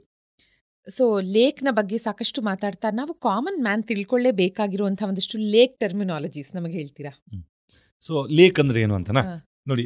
ಲೇಕ್ ಟರ್ಮಿನಾಲಜೀಸ್ ಅಂದ್ರೆ ನೀವು ಇದೇ ಕೆಲಸದಲ್ಲಿದ್ದು ನೀವು ಬಳಸುವಂತ most common lake terminologies. Most common ನೋಡಿ, ಒಂದು ಲೇಕು, ಒಂದು ವಾಟರ್ ಸ್ಪ್ರೆಡ್ ಏರಿಯಾ ಅಂತ ಕರಿತೀವಿ, ಒಂದು FTL ಅಂತೀವಿ, ಫುಲ್ ಟ್ಯಾಂಕ್ ಲೆವೆಲ್ ಅಂತೀವಿ. FTL ಅಂದ್ರೆ ಫುಲ್ ಟ್ಯಾಂಕ್ ಲೆವೆಲ್, ಕೆರೆ ತುಂಬಿದ್ದು. ಆಮೇಲೆ ವೇಯರು, ಇಲ್ಲಿ ನೀರು ಹರಿದು ಕೋಡಿ ಹೋಗ್ತದೆ. ಒಂದು ಸ್ಲೂಯಿಸ್ ಗೇಟು, ಅಲ್ಲಿ ಅದನ್ನ ಓಪನ್ ಮಾಡ್ಕೊಂಡು, ಅದಕ್ಕೆ ತೂಬು ಅಂತ ಕರೀತಾರೆ ಕನ್ನಡದಲ್ಲಿ, ಅದನ್ನ ಓಪನ್ ಮಾಡ್ಕೊಂಡು ಕೆರೆಗಳ ನೀರು ತಗೊಂಡು ವ್ಯವಸಾಯ ಮಾಡಕ್ಕೆ ಯೂಸ್ ಮಾಡ್ತಾ ಇದ್ರು. ಆಮೇಲೆ ಇನ್ಲೆಟ್ ಅದೇ ಹರಿದು ಬರ್ತಕ್ಕಂಥದ್ದು, ಔಟ್ಲೆಟ್ ಅಂದ್ರೆ ಅದೇ ವೇಯರ್ ಆಯ್ತು. ಆಮೇಲೆ ಇದು ಕೆಬ್ಬೆ ಮಣ್ಣುಗಳು, ಬೇರೆ ಬೇರೆ ಮಣ್ಣುಗಳಿದೆ ಅದರಲ್ಲಿ, ಕ್ಲೇ ಅಂತ ಕರಿತೀವಿ, ಆಮೇಲೆ ಗ್ರಾವೆಲ್ ಅಂತ ಕರಿತೀವಿ, red soil, green soil, block soil, ಬೇರೆ ಸಾಯಿಲ್ಸ್. ಮತ್ತೆ ಕೆನಾಲ್ಗಳು, ರಾಜ್ ಕಾಲುವೆಗಳು, ರಾಣಿ ಕಾಲುವೆಗಳು, ಇದು. ಆಮೇಲೆ ಮೇನ್ ಕಟ್ಟೆ ಅಂತ ಕರಿತೀವಿ, ಅದಕ್ಕೆ ಮೇನ್ ಬಂಡ್ ಅಂತೀವಿ, ಕೆರೆ ಕಟ್ಟೆ ಅಂತ ಕರಿತೀವಿ. ಸೊ ಇವೇ ಬೇಸಿಕಲಿ ಒಂದು 8-10 ಕಾಮನ್ ಆಕ್ಟಿವಿಟೀಸ್ ಎವ್ರಿ ಡೇ ನಾನು ಯೂಸ್ ಮಾಡ್ತೀನಿ ಲಾಸ್ಟ್ 10 ವರ್ಷದಿಂದ. ಓಕೆ. ಇನ್ಫ್ಯಾಕ್ಟ್ ನೋಡಿ, ಬೆಂಗಳೂರಲ್ಲಿ ಏನಿಲ್ಲ ಅಂತ ಕೇಳಿದ್ರೆ ಎಲ್ಲವೂ ಇದೆ. ಅಂಡ್ ಇಲ್ಲಿನವ್ರು ಹೇಳೋದೇನಂದ್ರೆ ಒಂದೇ ಒಂದು ಇಲ್ಲದೆ ಇರೋದು ಬೆಂಗಳೂರಲ್ಲಿ ಸಮುದ್ರ, ರೈಟ್? ಅದನ್ನು ಹೊರತುಪಡಿಸಿ ಬರೀ ಎಲ್ಲ ಇದೆ ಬೆಂಗಳೂರಲ್ಲಿ. ಪ್ರಪಂಚದ ಯಾವ ಮೂಲೆಯಲ್ಲಿನ ಫ್ಲೋರಾ ಫಾನಾ ಏನ್ ಬೇಕು ಎಲ್ಲವೂ ಸಿಗತ್ತೆ ಇಲ್ಲಿ. ಅಂಡ್ ಕೆರೆಗಳು ಸಾಕಷ್ಟಿದೆ, ಮರಳು ಭೂಮಿ ಎಕ್ಸಾಕ್ಟ್ಲಿ. ಅದಿಲ್ಲ, ಸಮುದ್ರ ಇಲ್ಲ ಅಷ್ಟೇ. ನೋಡಿ, ನದಿನೂ ಇತ್ತು. ಅಲ್ಲ, ನಿಮ್ ಸ್ನೋ ಇದೆ ಬೆಂಗಳೂರಲ್ಲಿ, ಗೊತ್ತಲ್ವಾ? ಬೆಳ್ಳಂಡೂರು ಸ್ನೋ ಇದೆ. ಅವಾಗ ಜನ ಸೆಲ್ಫಿ ಎಲ್ಲ ಕ್ಲಿಕ್ ಮಾಡ್ರೆ ಗೊತ್ತಾ, ಸ್ನೋ ತರ ಫುಲ್ ಫಾರ್ಮೇಶನ್ ಆಗ್ಬಿಟ್ಟು ನೊರೆ ಅಲ್ಲಿ ಹೋಗಿ ಕ್ಲಿಕ್ ಮಾಡೋರು ಜನ. ಸ್ನೋನು ಇದೆ, ನಿಜ ನಿಜ. ಅದು ನಾವು ಮಾಡ್ಕೊಂಡ್ರೆ ಸ್ನೋ ಆರ್ಟಿಫಿಷಿಯಲ್, ನಮ್ ಕೊಡುಗೆ, ಅದು ಮ್ಯಾನ್ ಮೇಡ್ ಕೆಮಿಕಲ್ ಸ್ನೋ, ನಮ್ಮ ಕೊಡುಗೆ. ಟ್ರೂ. ಸೊ ಬೆಂಗಳೂರಲ್ಲಿ ಸಮುದ್ರ ಒಂದಿಲ್ಲಪ್ಪ, ಡೆಸರ್ಟ್ ಒಂದಿಲ್ಲಪ್ಪ ಅನ್ನೋರ್ಗೆ ಹೌದಲ್ವಾ, ಮಿಕ್ಕಿದೆಲ್ಲ ಇತ್ತು, ನಾವ್ ಅದನ್ನ ಉಳಿಸ್ಕೊಂಡ್ವಾ ಅಂತ. ಅಂದ್ರೆ ಸಾವಿರಾರು ಕೆರೆಗಳಿದ್ವು, ಒಂದಷ್ಟು ನದಿಗಳು. ಅಂದ್ರೆ ಎಕ್ಸಾಕ್ಟ್ಲಿ ಬೆಂಗಳೂರು ಒಳಗೆ ಅಲ್ಲದೆ ಇದ್ರು ಬೆಂಗಳೂರಿನ ಔಟ್ಸ್ಕರ್ಟ್ಸ್ ಅಲ್ಲಿ ಹರಿಯುವಂತ ಕೆಲವು ನದಿಗಳಿದೆ. ಅಂದ್ರೆ ಅರ್ಕಾವತಿ ಅಂತ ತಗೊಂಡಾಗ ಬೆಂಗಳೂರಿನ ಪಶ್ಚಿಮಕ್ಕೆ ಹರಿಯುತ್ತೆ, ಆಲೂರ್ ಹತ್ರ ಅಲ್ವಾ? ಅಂಡ್ ದಕ್ಷಿಣ ಪಿನಾಕಿನಿ ನೀವು ಅವಾಗ್ಲೇ ಮೆನ್ಷನ್ ಮಾಡಿದ್ರಿ, ಅರ್ಕಾವತಿಯ ಉಪನದಿ ಇದು. ಕಾವೇರಿ ಬೆಂಗಳೂರು ಒಳಗೆ ಹರಿದೇ ಇದ್ರು ಹತ್ತಿರದಲ್ಲಿ ಹರಿಯುವಂತಹ ನದಿ ವೃಷಭಾವತಿ, ನಗರದೊಳಗೆ ಒಂದು ನದಿ. ಬಟ್ ಅನ್ಫಾರ್ಚುನೇಟ್ಲಿ ನಾವ್ ಅದನ್ನ ಹಾಳು ಮಾಡ್ಕೊಂಡ್ವಿ. ಇವತ್ತಿನ ದಿನ ವೃಷಭಾವತಿ ನದಿ ಅಂದ್ರೆ ಯಾರಿಗೂ ಗೊತ್ತಾಗದಿರಬಹುದು, ಕೆಂಗೇರಿ ಮೋರಿ ಅಂದ್ರೆ ಎಲ್ಲರಿಗೂ ಗೊತ್ತಾಗತ್ತೆ. ದೋ ಕೆಂಗೇರಿದೇನು ಕಾಂಟ್ರಿಬ್ಯೂಷನ್ ಇಲ್ದೇ ಇದ್ರು ಅದ್ರ ಹೆಸರು ಕೆಂಗೇರಿ ಮೋರಿ ಅಂತ. ಸೊ ಏನಂದ್ರೆ ಈ ವೃಷಭಾವತಿ ಬಗ್ಗೆ ಮಾತಾಡ್ತಾ ಸರ್, ನಿಮಗೆ ಗೊತ್ತಿರಬಹುದು ಲಂಡನ್ನ ಥೇಮ್ಸ್ ರಿವರ್ ಅಂದ್ರೆ ಆ ಗ್ರೇಟ್ ಸ್ಟಿಂಕ್ ಅಂತ ಏನಾಗಿತ್ತು ಒಂದು ಕಾಲದಲ್ಲಿ, ಇವತ್ತಿನ ವೃಷಭಾವತಿ ಏನಿದೆ ಅದಕ್ಕಿಂತ ವರ್ಷಾಗಿತ್ತು. ತುಂಬಾ ಚೆನ್ನಾಗಿ ರಿವೈವ್ ಮಾಡಿದ್ರು. ದೋ 100% ಇವತ್ತು ಫಸ್ಟ್ ಕ್ಲಾಸ್ ಆಗಿದೆ ಅಂತ ಹೇಳಕ್ ಆಗದೆ ಇದ್ರು ಸಾಕಷ್ಟು ಇಂಪ್ರೂವ್ಮೆಂಟ್ ನೋಡಬಹುದು. ನದಿ, ನಗರದೊಳಗೆ ನದಿ ನೋಡಿದಾಗ ಅನ್ಸಲ್ವಾ ಎಲ್ಲೋ ಒಂದ್ ಕಡೆ ಇದನ್ನು ನಾವು ಸ್ವಲ್ಪ ಏನಾದ್ರೂ ಮಾಡೋದಕ್ಕಾದ್ರೆ? ಬೆಂಗಳೂರೊಳಗೊಂದು ಶುದ್ಧ ನೀರಿನ ನದಿ ಹರಿತಿದೆ ಅಂದ್ರೆ ಆ ಫೀಲ್ ಹೇಗಿರುತ್ತೆ? ಬಹಳ ಚೆನ್ನಾಗಿರುತ್ತೆ. ಏನ್ ಗೊತ್ತಾ, ಈಗ ಅದು ನೀವು ಹೇಳಿದ ಥೇಮ್ಸ್ ನದಿ, ಅಲ್ಲಿ ಆ ಸಿಟಿಗೆ ಹೈಯೆಸ್ಟ್ ಟೂರಿಸ್ಟ್ ಹೋಗೋದೇ ಈ ನದಿ.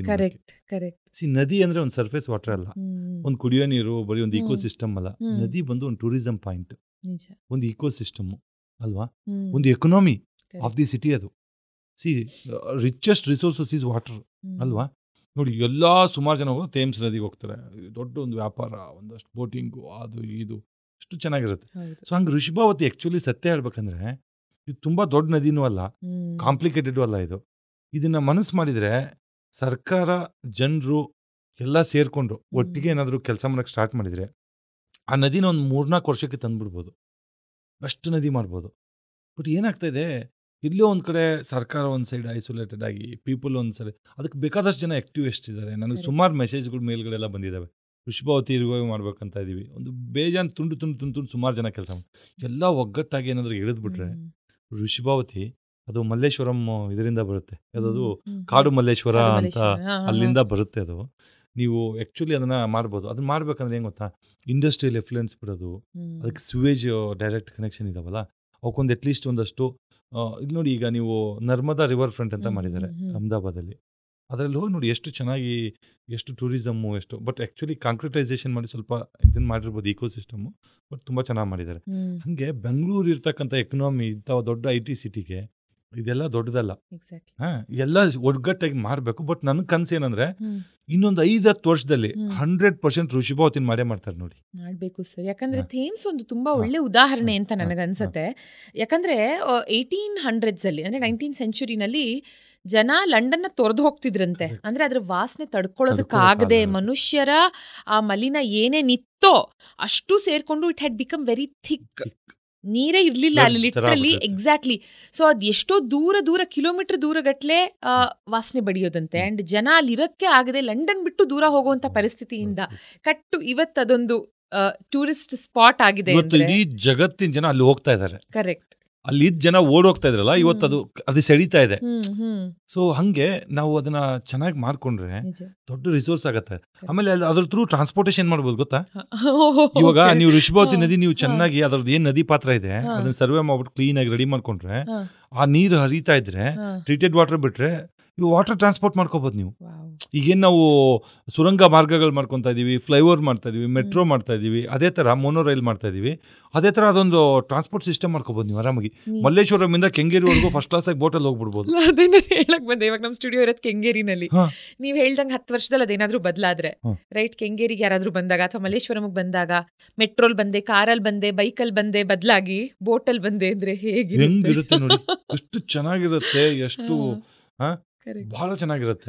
ಆಕ್ಚುಲಿ ಈಗ ನೆಕ್ಸ್ಟ್ ಈ ಸೆಂಟ್ರಲ್ ಗೌರ್ಮೆಂಟ್ ಅವರೆಲ್ಲ ಮಾತಾಡ್ತಾ ಇದಾರೆ ಸುಮಾರು ನದಿಗಳನ್ನ ವಾಟರ್ ಟ್ರಾನ್ಸ್ಪೋರ್ಟ್ ತರ ಯುಟಿಲೈಸ್ ಮಾಡಬೇಕು, ಅದನ್ನೆಲ್ಲ ಮಾಡಬೇಕು ಅಂತೆಲ್ಲ ಅಂತ ಇದ್ರೆ. ಬಟ್ ಅವ್ನು ಯಾವ್ಯಾವ ಗಂಗಾ ಅಂತಂದು ಸೌತ್ ಇಂಡಿಯಾ ಕನೆಕ್ಟ್ ಮಾಡಿ ಇನ್ನೇನೋ ಮಾಡಿ ಅದನ್ನ ಅಷ್ಟೊಂದು ಲಕ್ಷಾಂತರ ಕೋಟ್ಯಾಂತರ ದುಡ್ಡು ಖರ್ಚು ಮಾಡೋದ್ರ ಬದಲು ಈ ಇರೋ ರಿವರ್ಗಳನ್ನೇ ನಾವು ಚೆನ್ನಾಗಿ ಮಾಡ್ಕೊಂಡ್ಬಿಟ್ಟು ಅದ್ರಾಗ ವಾಟರ್ ಟ್ರಾನ್ಸ್ಪೋರ್ಟ್ ಮಾಡ್ಕೊಂಡು ಲೆಕ್ಕ ಹಾಕೊಳ್ಳಿ. ಕಾಶ್ಮೀರಲ್ಲಿ ದಲ್ ಲೇಕಲ್ಲೆಲ್ಲ ಹೋಗ್ತೀವಲ್ಲ ನಾವು, ದೊಡ್ಡ ಬಿಸ್ನೆಸ್ ಲೇಕೆ. ಕರೆಕ್ಟ್. ಹೌದು. ಅದ್ರ ಒಳಗಡೆ ಏನ್ ಬೋಟಿಂಗು, ಎಷ್ಟು ಜನ ತರಕಾರಿ ಮಾಡ್ತಾರೆ, ಬಟ್ಟೆ ಮಾಡ್ತಾರೆ, ಒಂದು ದೊಡ್ಡ ಮಾರ್ಕೆಟ್ ಅದು. ಅಲ್ಲೇ ತರಕಾರಿಗಳು ಬೆಳಿತಾರೆ ನೋಡಿ. 4 ಬೋಟ್ ಸೇರ್ಕೊಂಡು ಒಂದು ಲ್ಯಾಂಡ್ ಮಾಡ್ಕೊಂತಾರೆ, ಅಲ್ಲೇ ಮಣ್ಣು ಹಾಕಿ ಅಲ್ಲೇ ತರಕಾರಿ ಬೆಳಿತಾರೆ. ಆ ತರ ನೀವು ನಮ್ದು ಋಷಿಭಾವತಿ ಮತ್ತೆ ದಕ್ಷಿಣ ಪಿನಾಕಿನಿ ಆದ್ರೆ, ದಕ್ಷಿಣ ಪಿನಾಕಿನಿ ಎಲ್ಲಿಂದ ಶುರುವಾಗುತ್ತೆ ನೋಡಿ, ನಂದಿ ಇಲ್ಲಿಂದ ಶುರುವಾಗುತ್ತೆ. ನಂದಿ ಇಲ್ಲಿಂದ ಬಂದು ಕನ್ಮಂಗ್ಲ ಸ್ಟ್ರೀಮ್ ಲೇಕ್ಸ್ ಬಂದು ಬೆಳ್ಳಂಡೂರು ವರ್ತೂರು ಬಂದು ಇಲ್ಲಿಂದ ಮುತ್ತೇನಲ್ಲೂರು ಬಂದು ಹಿಂಗೆ ಹೋಗುತ್ತೆ. ಲೆಕ್ಕ ಹಾಕೊಳ್ಳಿ, ಅಲ್ಲಿಂದ ಇದನ್ನ ರೆಡಿ ಮಾಡ್ಕೊಂಡ್ಬಿಟ್ರೆ ನಾವು ವಾಟರ್ ಟ್ರೀಟ್ ಮಾಡ್ಕೊಂಡು ಹಾಕೊಂಡ್ಬಿಟ್ಟು ಒಂದಷ್ಟು ಚೆಕ್ ಡ್ಯಾಮ್ಗಳು ನೀಟಾಗಿ ಮಾಡ್ಕೊಂಡ್ಬಿಟ್ರೆ, ನೀರು ನಿಲ್ಸಿದ್ರೆ ನೀವು ಏರ್ಪೋರ್ಟ್ ಇಂದ ಡೈರೆಕ್ಟ್ ಆಗಿ ಹೊಸೂರ್ಗೆ you can go through water ಬೋಟಲ್ಲಿ ಅಷ್ಟು ಸ್ಪೀಡ್ ಬೋಟಲ್ಲಿ ಗುಂಗಿ ಅಂತ ಹೋಗ್ಬಿಡ್ಬೋದು. ಅದು ಒಂದು ಜಾಗನೂ ಯುಟಿಲೈಸ್ ಆಗುತ್ತೆ, ಪ್ಲಸ್ ಆ ನೀರನ್ನು ಪ್ಯೂರಿಫೈ ಮಾಡ್ದಂಗೆ ಆಗುತ್ತೆ. ಮತ್ತೆ ಇವ್ರು ಓಡಾಡ್ತಾ ಇದ್ರೆ ನೀರು ಏರಿಯೇಟ್ ಆಗುತ್ತೆ, ಅದ್ರ ಕ್ವಾಲಿಟಿನೂ ಚೆನ್ನಾಗಾಗತ್ತೆ. ಮತ್ತೆ ಆ ನೀರು ಆ ಕಡೆ ಸೂಳ್ಗಿರಿ ಆ ಕಡೆ ಹೋದ್ರೆ ಆ ರೈತರು ಬಂಗಾರದಂತ ಬೆಳೆ ಬೆಳಿತಾರೆ, ತರಕಾರಿಗಳು, ಹೂವು, ಅವು ಅದಿಷ್ಟು ಪರಿಶುದ್ಧ ಆಗತ್ತೆ. ಸೊ ನನಗೆ ಸರ್ಕಾರಕ್ಕೂ ಮತ್ತೆ ಸಾರ್ವಜನಿಕರು ದೊಡ್ಡ ರಿಕ್ವೆಸ್ಟ್ ಏನ್ ಗೊತ್ತಾ, ಇವು ಎರಡೂ ವಾಟರ್ ವೇಸ್ ಅಂತಾನೆ ಪ್ರಾಜೆಕ್ಟ್ ಶುರು ಮಾಡಿ ಅಲ್ವಾ, ಒಂದು ವಾಟರ್ ಟ್ರಾನ್ಸ್ಪೋರ್ಟ್ ಅಂತಾನೆ ಶುರು ಮಾಡಿ. ಈಗೇನಾಗುತ್ತೆ, ಈ ನದಿ ರಿವೈವ್ ಮಾಡೋದು, ಕೆರೆ ರಿವೈವ್ ಮಾಡೋದು, ಅದರಿಂದ ರಿಟರ್ನ್ಸ್ ಬರಲ್ಲ. ಈಗ ಒಂದು 10 ಕೋಟಿ ಹಾಕ್ತಾರೆ ಕೆರೆಗೆ, ಅದರಿಂದ ರಿಟರ್ನ್ಸ್ ಏನು ಬರಲ್ಲ ಅಲ್ವಾ. ಎಲ್ಲರೂ ಪುಕ್ಷಟಿ ವಾಕಿಂಗ್ ಮಾಡ್ಕೊಂಡು ಜಾಗಿ ಮಾಡ್ಕೊಂಡು ಹೋಗ್ಬಿಡ್ತಾರೆ ಅಂತ ಅವ್ರ ಮೈಂಡು. ಅಟ್ಲೀಸ್ಟ್ ಇದನ್ನ ಈ ತರ ಕಾನ್ಸೆಪ್ಟ್ ಅಲ್ಲಿ ತಗೊಂಡ್ರೆ, ಈಗ ನೋಡಿ ಮೊನ್ನೆ ಒಂದು 3700 ಕೋಟಿ ವರ್ಲ್ಡ್ ಬ್ಯಾಂಕ್ ಇಂದ ಇವರು ಕೆರೆ ರಿವೈವಲ್ಗೆ ಅಂತ ತಗೊಂಡಿದ್ದಾರೆ. ಅಂಥದ್ದೊಂದು 10,000 20,000 ಕೋಟಿ ಇದನ್ನ ತಗೊಂಡು ಅಟ್ಲೀಸ್ಟ್ ಇದನ್ನ ಒಂದು ವಾಟರ್ ಟ್ರಾನ್ಸ್ಪೋರ್ಟ್ ಮಾಡಿದ್ರೆ ಅಟ್ಲೀಸ್ಟ್ ಏರ್ಪೋರ್ಟ್ ಇಂದ ಡೈರೆಕ್ಟ್ ಆಗಿ ಹೊಸೂರ್ಗೆ ಹೋಗ್ಬೋದಾ, ಆ ಕಡೆ ತಮಿಳ್ನಾಡು ಹೈವೇ ಹತ್ಬಿಡ್ಬೋದಾ, ಆಮೇಲೆ ಇದಿಷ್ಟು ಏರಿಯಾಗಳಿಗೆ ಲಿಂಕ್ ಕೊಡ್ಬೋದಾ, ಆರಾಮಾಗಿ. ಅಷ್ಟು ಜಾಗ ಇದೆ ಆಕ್ಚುಲಿ ಮಾರ್ಬೇಕಂದ್ರೆ. ಬರೀ ನೀರಲ್ಲ, ಅದನ್ನ ಟ್ರಾನ್ಸ್ಪೋರ್ಟ್ಗೆ ಯೂಸ್ ಮಾಡ್ಕೋಬಹುದು. ಅವಾಗ 3 ways, air, water and roadway ಬೆಂಗಳೂರಲ್ಲಿ ಇದ್ದಾಗಿರುತ್ತೆ. ಹೌದು. ಈ ಡ್ರೋನ್ಗಳು ಹಾರಿಸ್ಕೊಂಡು ಏರ್ಪೋರ್ಟ್ಗೆ ಹೋಗೋದ್ರ ಬದಲು ಸುಗಿ ಅಂತ ಹೊಸೂರಿಂದ ಹತ್ತಿರ ಸರ್ ಅಂತ ಏರ್ಪೋರ್ಟ್ಗೆ ಹೋಗ್ಬಿಡ್ಬೋದು. ನೀರಲ್ಲಿ ಸ್ಪೀಡ್ ಬೋಟ್ ಹಾಕೊಂಡು ಬುಯ್ ಅಂತ ಹೋಗ್ಬಿಡ್ತವೆ. ಹೌದು. ಅಂದ್ರೆ ಐ ಥಿಂಕ್ ಎಲ್ಲನೂ ಇಟ್ ಸ್ಟಾರ್ಟ್ಸ್ ಫ್ರಮ್ ಬೇಸಿಕ್ ಅನ್ನೋದಕ್ಕೆ. ರೀಸೆಂಟ್ ಆಗಿ ಮೇಘಾಲಯಕ್ಕೆ ಹೋಗಿದ್ದೆ ನಾನು. ಅಲ್ಲಿ ಒಂದು ನಾನು ಗಮನಿಸಿದ್ದೇನೆಂದ್ರೆ, ಎಲ್ಲರೂ ಹೇಳ್ತಾರೆ ಮೇಘಾಲಯ ಕ್ಲೀನ್ ಆಗಿದೆ, ಕ್ಲೀನ್ ಆಗಿದೆ. ಹೌದು, ಮೇಘಾಲಯ ಕ್ಲೀನ್ ಆಗಿದೆ. ಯಾಕೆ ಕ್ಲೀನ್ ಆಗಿದೆ ಸರ್? ಪ್ರತಿಯೊಂದು 50 ಮೀಟರ್ 100 ಮೀಟರ್ಗೆ ಒಂದು ಡಸ್ಟ್ಬಿನ್. ನಿಮಗೆ ಅಷ್ಟು ದೂರ ಕಂಡಾಗ ಅದು ಕಾನ್ಶಿಯಸ್ಲಿ ನಿಮಗೆ ಬರುತ್ತೆ, ದಟ್ ಇಲ್ಲಿ ಮಿಸ್ ಆಯ್ತಾ, ಇನ್ನು ಮುಂದೆ ಒಂದು 50 ಮೀಟರ್ಗೆ ಇರುತ್ತೆ, ನನ್ನ ಕೈಯಲ್ಲಿ ಏನಾದ್ರೂ ಆಸ್ ಸಚ್ ವೇಸ್ಟ್ ಇದ್ರೆ ನಾನು ಅಲ್ಲಿ ಹಾಕ್ಬೋದು ಅಂತ.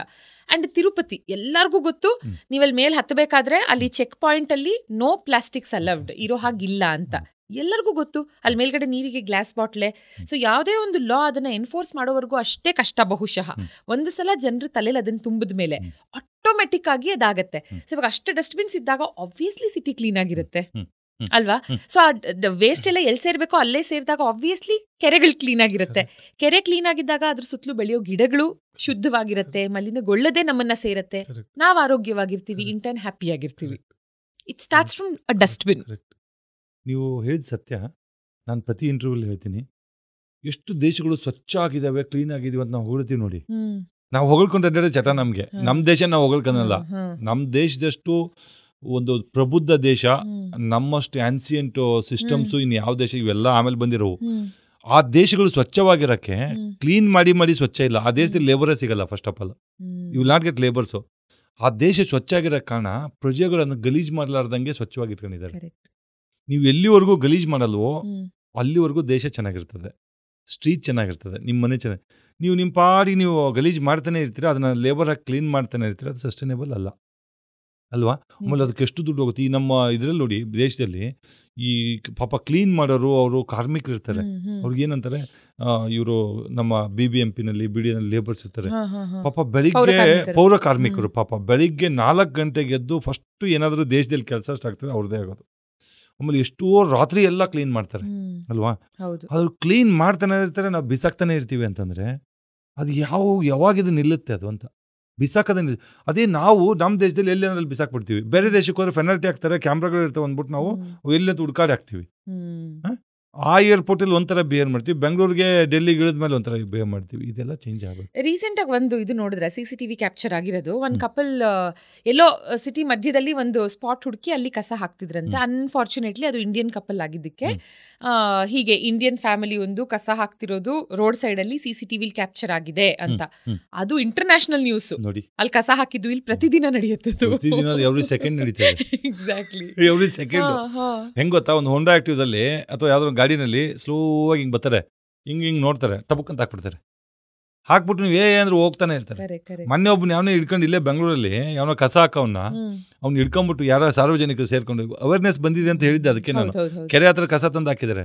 ಅವ್ನು ಹಿಡ್ಕೊಂಡ್ಬಿಟ್ಟು ಹಳೆ ಕಸ ಹೊಸ ಕಸ ಎಲ್ಲ ಅವ್ನು ಗೂಡಿಸಿ ಅವ್ನು ತುಂಬಿಸ್ಕೊಂಡು ಅವ್ನ ಗಾಡಿನಲ್ಲಿ ಇಟ್ ಕಳ್ಸವ್ರೆ ಮೊನ್ನೆ.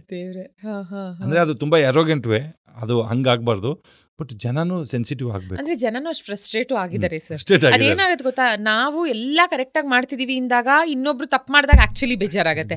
ನಾನು ವಿಂಗಡಿಸ್ತಾ ಇದ್ದೀನಿ ಕಸನ, ನಾನು ಹೊರಗಡೆ ಹೋದಾಗ ನನ್ ಬ್ಯಾಗ್ ಕ್ಯಾರಿ ಮಾಡ್ತೀನಿ, ಪ್ಲಾಸ್ಟಿಕ್ ಯೂಸ್ ಮಾಡಲ್ಲ, ನಾನು ನೀರು ಉಳಿಸ್ತೀನಿ ಅಂತೆಲ್ಲ ಇರುವಾಗ ಇನ್ನೊಬ್ರು ಅದನ್ನ ಮಾಡದೇ ಇದ್ದಾಗ ನಮಗೆ ಕೋಪ ಬರುತ್ತೆ. ನಿಜ ಅಲ್ವಾ? ಅದು ಸೋಷಿಯಲ್ ರೆಸ್ಪಾನ್ಸಿಬಿಲಿಟಿ ಎಲ್ಲರಲ್ಲೂ ಇರೋದು ತುಂಬಾ ಇಂಪಾರ್ಟೆಂಟ್. ಇನ್ನೊಂದು ಮೇಡಮ್ ಅವರೇ, ನಾನ್ ನೋಡಿರೋ ಪ್ರಕಾರ ಆಲ್ ಓವರ್ ಇಂಡಿಯಾ ನೋಡಿದೀನಿ ಸುಮಾರು ಕಡೆ.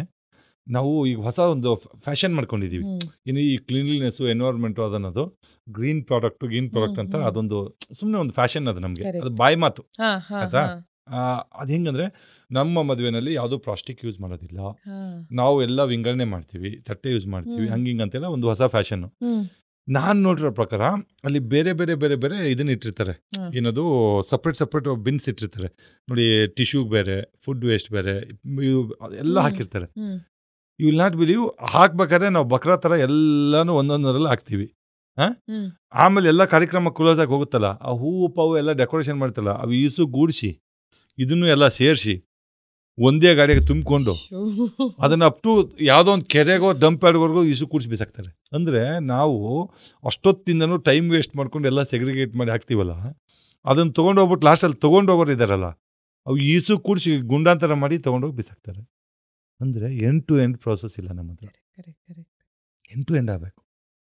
ಪ್ರತಿಯೊಂದು ಒಂದು ಲಾಜಿಕ್ ಶುರು ಮಾಡಿದರೆ ಅದು ಎಂಡ್ವರೆಗೂ ಹೋಗ್ಬೇಕದು. ಇವಾಗ ಸುಮಾರು ಜನ ವಾಲಂಟಿಯರಿಂಗ್ ಡ್ರೈವ್ ಮಾಡ್ತಾರೆ, ಕ್ಲೀನಪ್ ಡ್ರೈವ್ ಅಂತ ಮಾಡ್ತಾರೆ.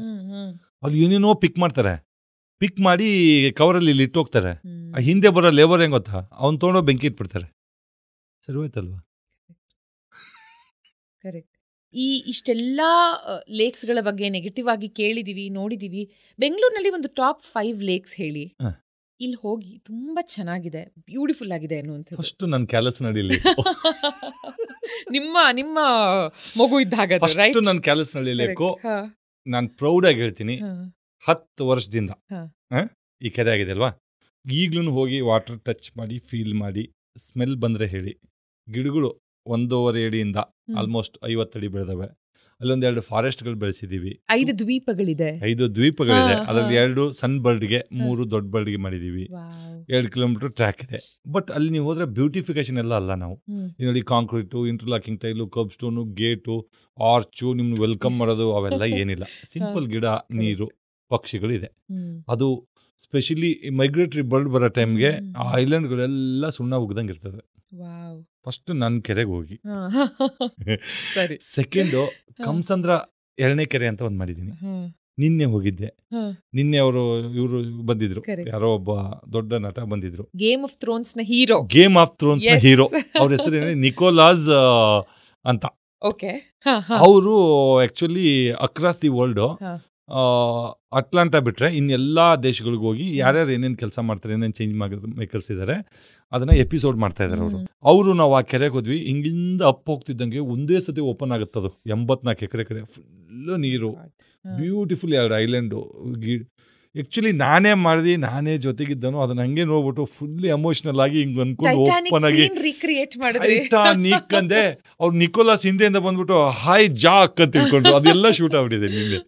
ಸೊ ಅದಕ್ಕೆ ಹೋಗಿ ಆ ಕೆರೆಗೆ ಹೋಗಿ ಸುಮಾರು ಈ ರಾಗಿಹಳ್ಳಿ ಫಾರೆಸ್ಟ್ ಕಡೆ ಎಲ್ಲ ಒಂದಷ್ಟು ಕೆರೆಗಳಿದಾವೆ. ಅವು ಪ್ಯೂರ್ ಆಗಿದೆ. ಮತ್ತೆ ಅಲ್ಲಿ ಹೋಗಿ ಹಾಳು ಮಾಡೋದು ಬೇಡ, ಪ್ಲಾಸ್ಟಿಕ್ ಇಸ್ಟಿಕ್ ಹಾಕಿ ಅಲ್ವಾ.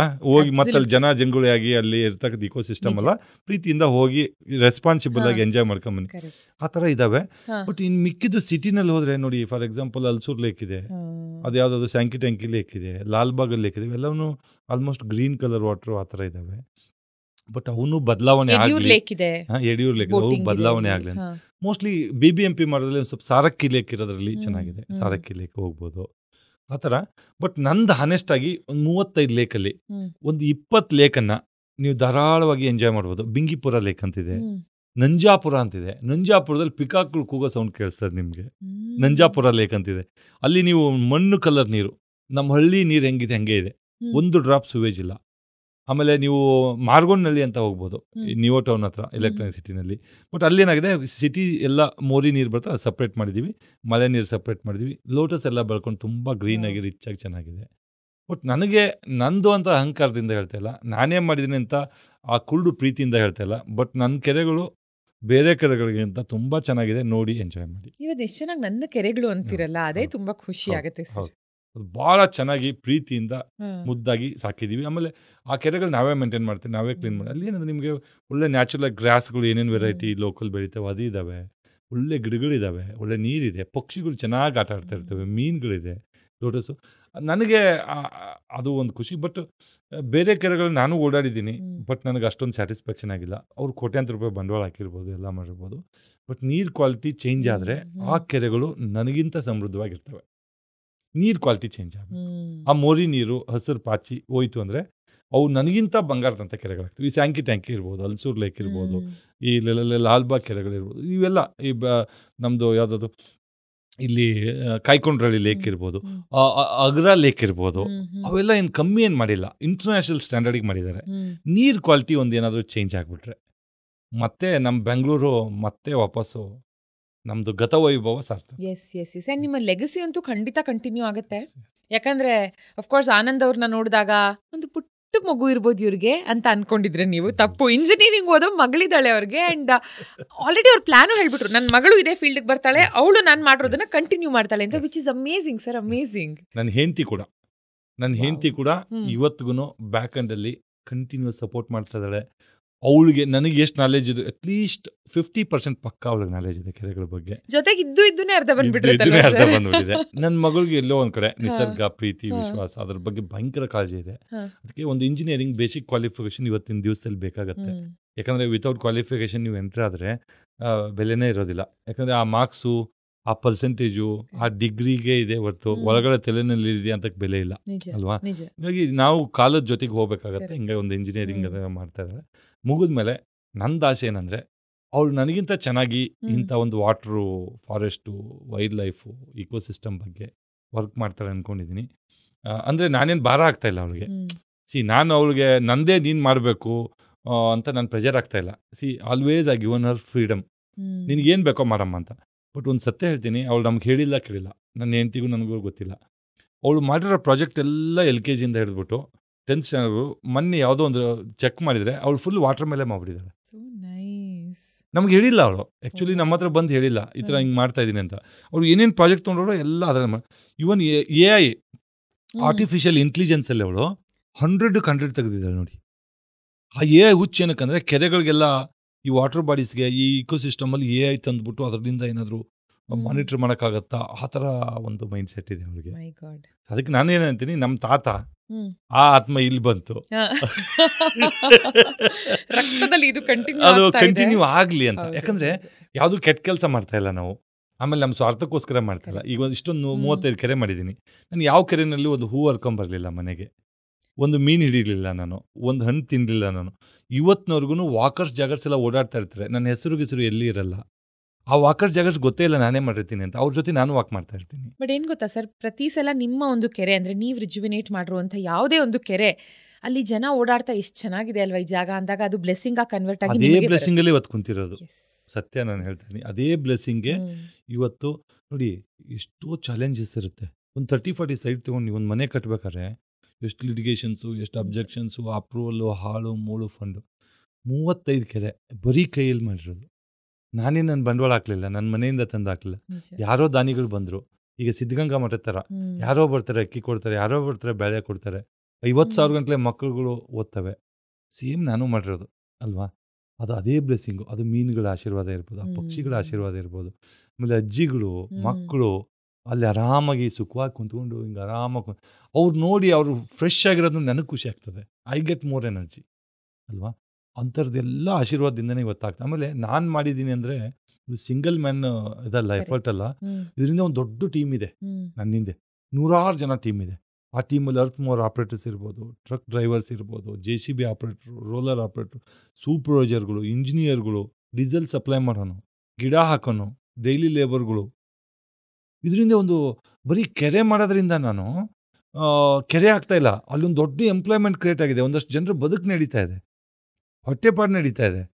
ಇವಾಗ ಎಷ್ಟೋ ಜನ ಅನ್ಎಜುಕೇಟೆಡ್ಗೆ ಪಾಪ ಫ್ಯಾಕ್ಟ್ರಿನಲ್ಲಿ ಅವ್ರಿಗೆ ಅಡ್ರೆಸ್ ಪ್ರೂಫ್ ಅದು ಇದು ಇಲ್ಲ ಅಂದ್ಬಿಟ್ಟು ಕೆಲಸನೇ ಕೊಡಲ್ಲ. ಅಂಥವ್ರಿಗೆಲ್ಲ ಕೊಟ್ಟಿದ್ದೀವಿ ನಾವು ಕೆಲಸ.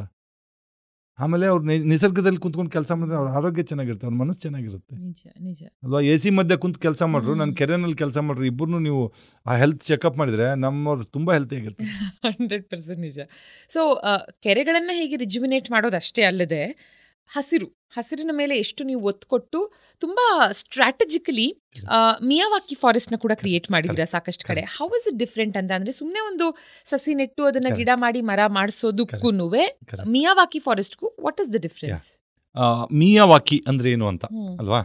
ಮಿಯಾವಾಕಿ ಅಂತ ಹೆಸರು ಹೆಂಗ್ ಬಂತು ಅಂದ್ರೆ ಅಕಿರಾ ಮಿಯಾವಾಕಿ, ಆನಂದ್ ಮಲ್ಲಿಗವಾಡ್ ಅಂತ ಹೆಂಗಿದೆ ಹಂಗೆ ಅವರು AM ನಾನೇ AM. ಅಕಿರಾ ಮಿಯಾವಾಕಿ ಅಂತ ಒಬ್ಬ ಬಾಟ್ನಿಸ್ಟು ಜಪಾನ್ ನಲ್ಲಿ ಫಸ್ಟ್ ಟೈಮ್ ನಾನು ಹೇಳ್ತಾ ಇದ್ದೀನಿ. ಮೋಸ್ಟ್ಲಿ ಯಾರಿಗೂ ನಾನು ಯಾವ್ದು ಇಂಟರ್ವ್ಯೂಲ್ಲಿ ಹೇಳಿಲ್ಲ, ತಾವು ಕೇಳ್ತಾ ಇದ್ರಿ.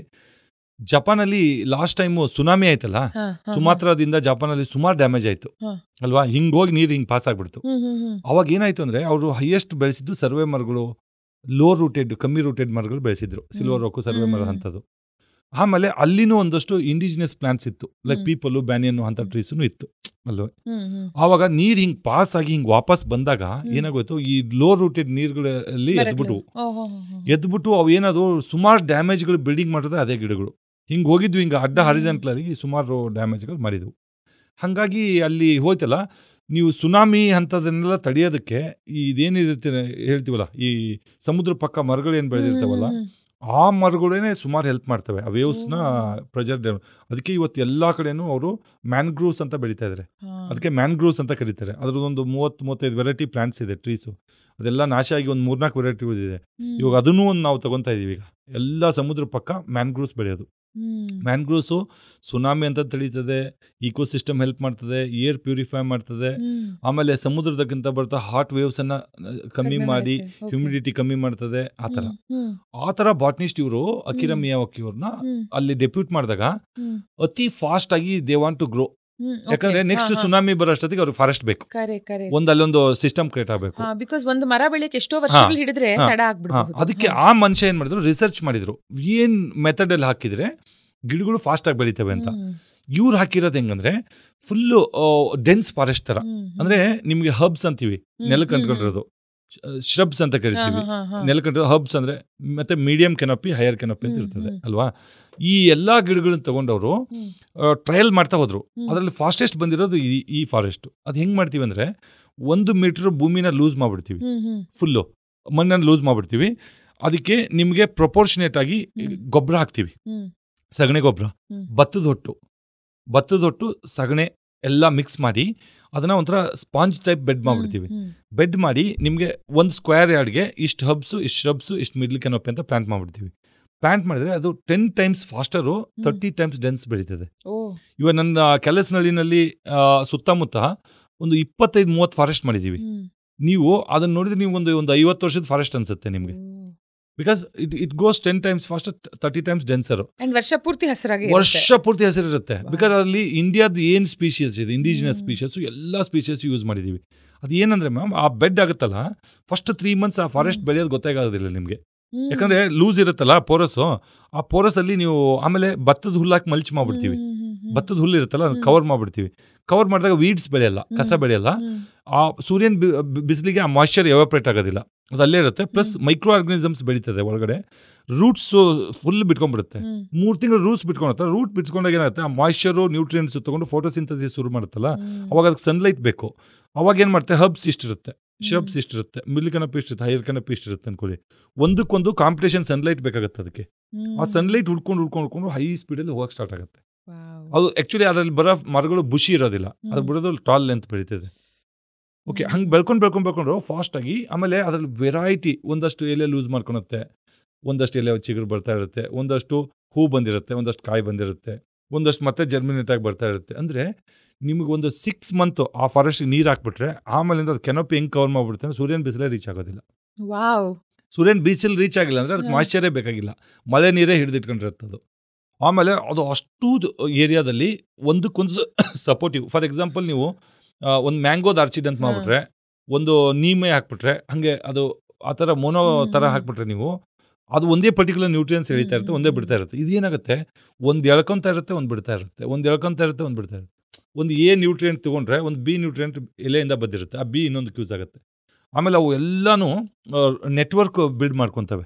ರೂಟ್ಸು ನೆಟ್ವರ್ಕ್ ಬಿಲ್ಡ್ ಮಾಡ್ಕೊಂಡ್ಬಿಟ್ಟು ದೇ ಕಮ್ಯುನಿಕೇಟ್ ಈಚ್ ಅದರ್. ಆಮೇಲೆ ಒಂದಕ್ಕೊಂದು ತಡೆಯೋದಿಲ್ಲ ಅದು ಬೆಳವಣಿಗೆನ, they support each other to grow. ಹಾಗಾಗಿ ಇವಾಗ ನನ್ನ ಹತ್ರ ಒಂದು 25 ಫಾರೆಸ್ಟ್ ಇದೆ.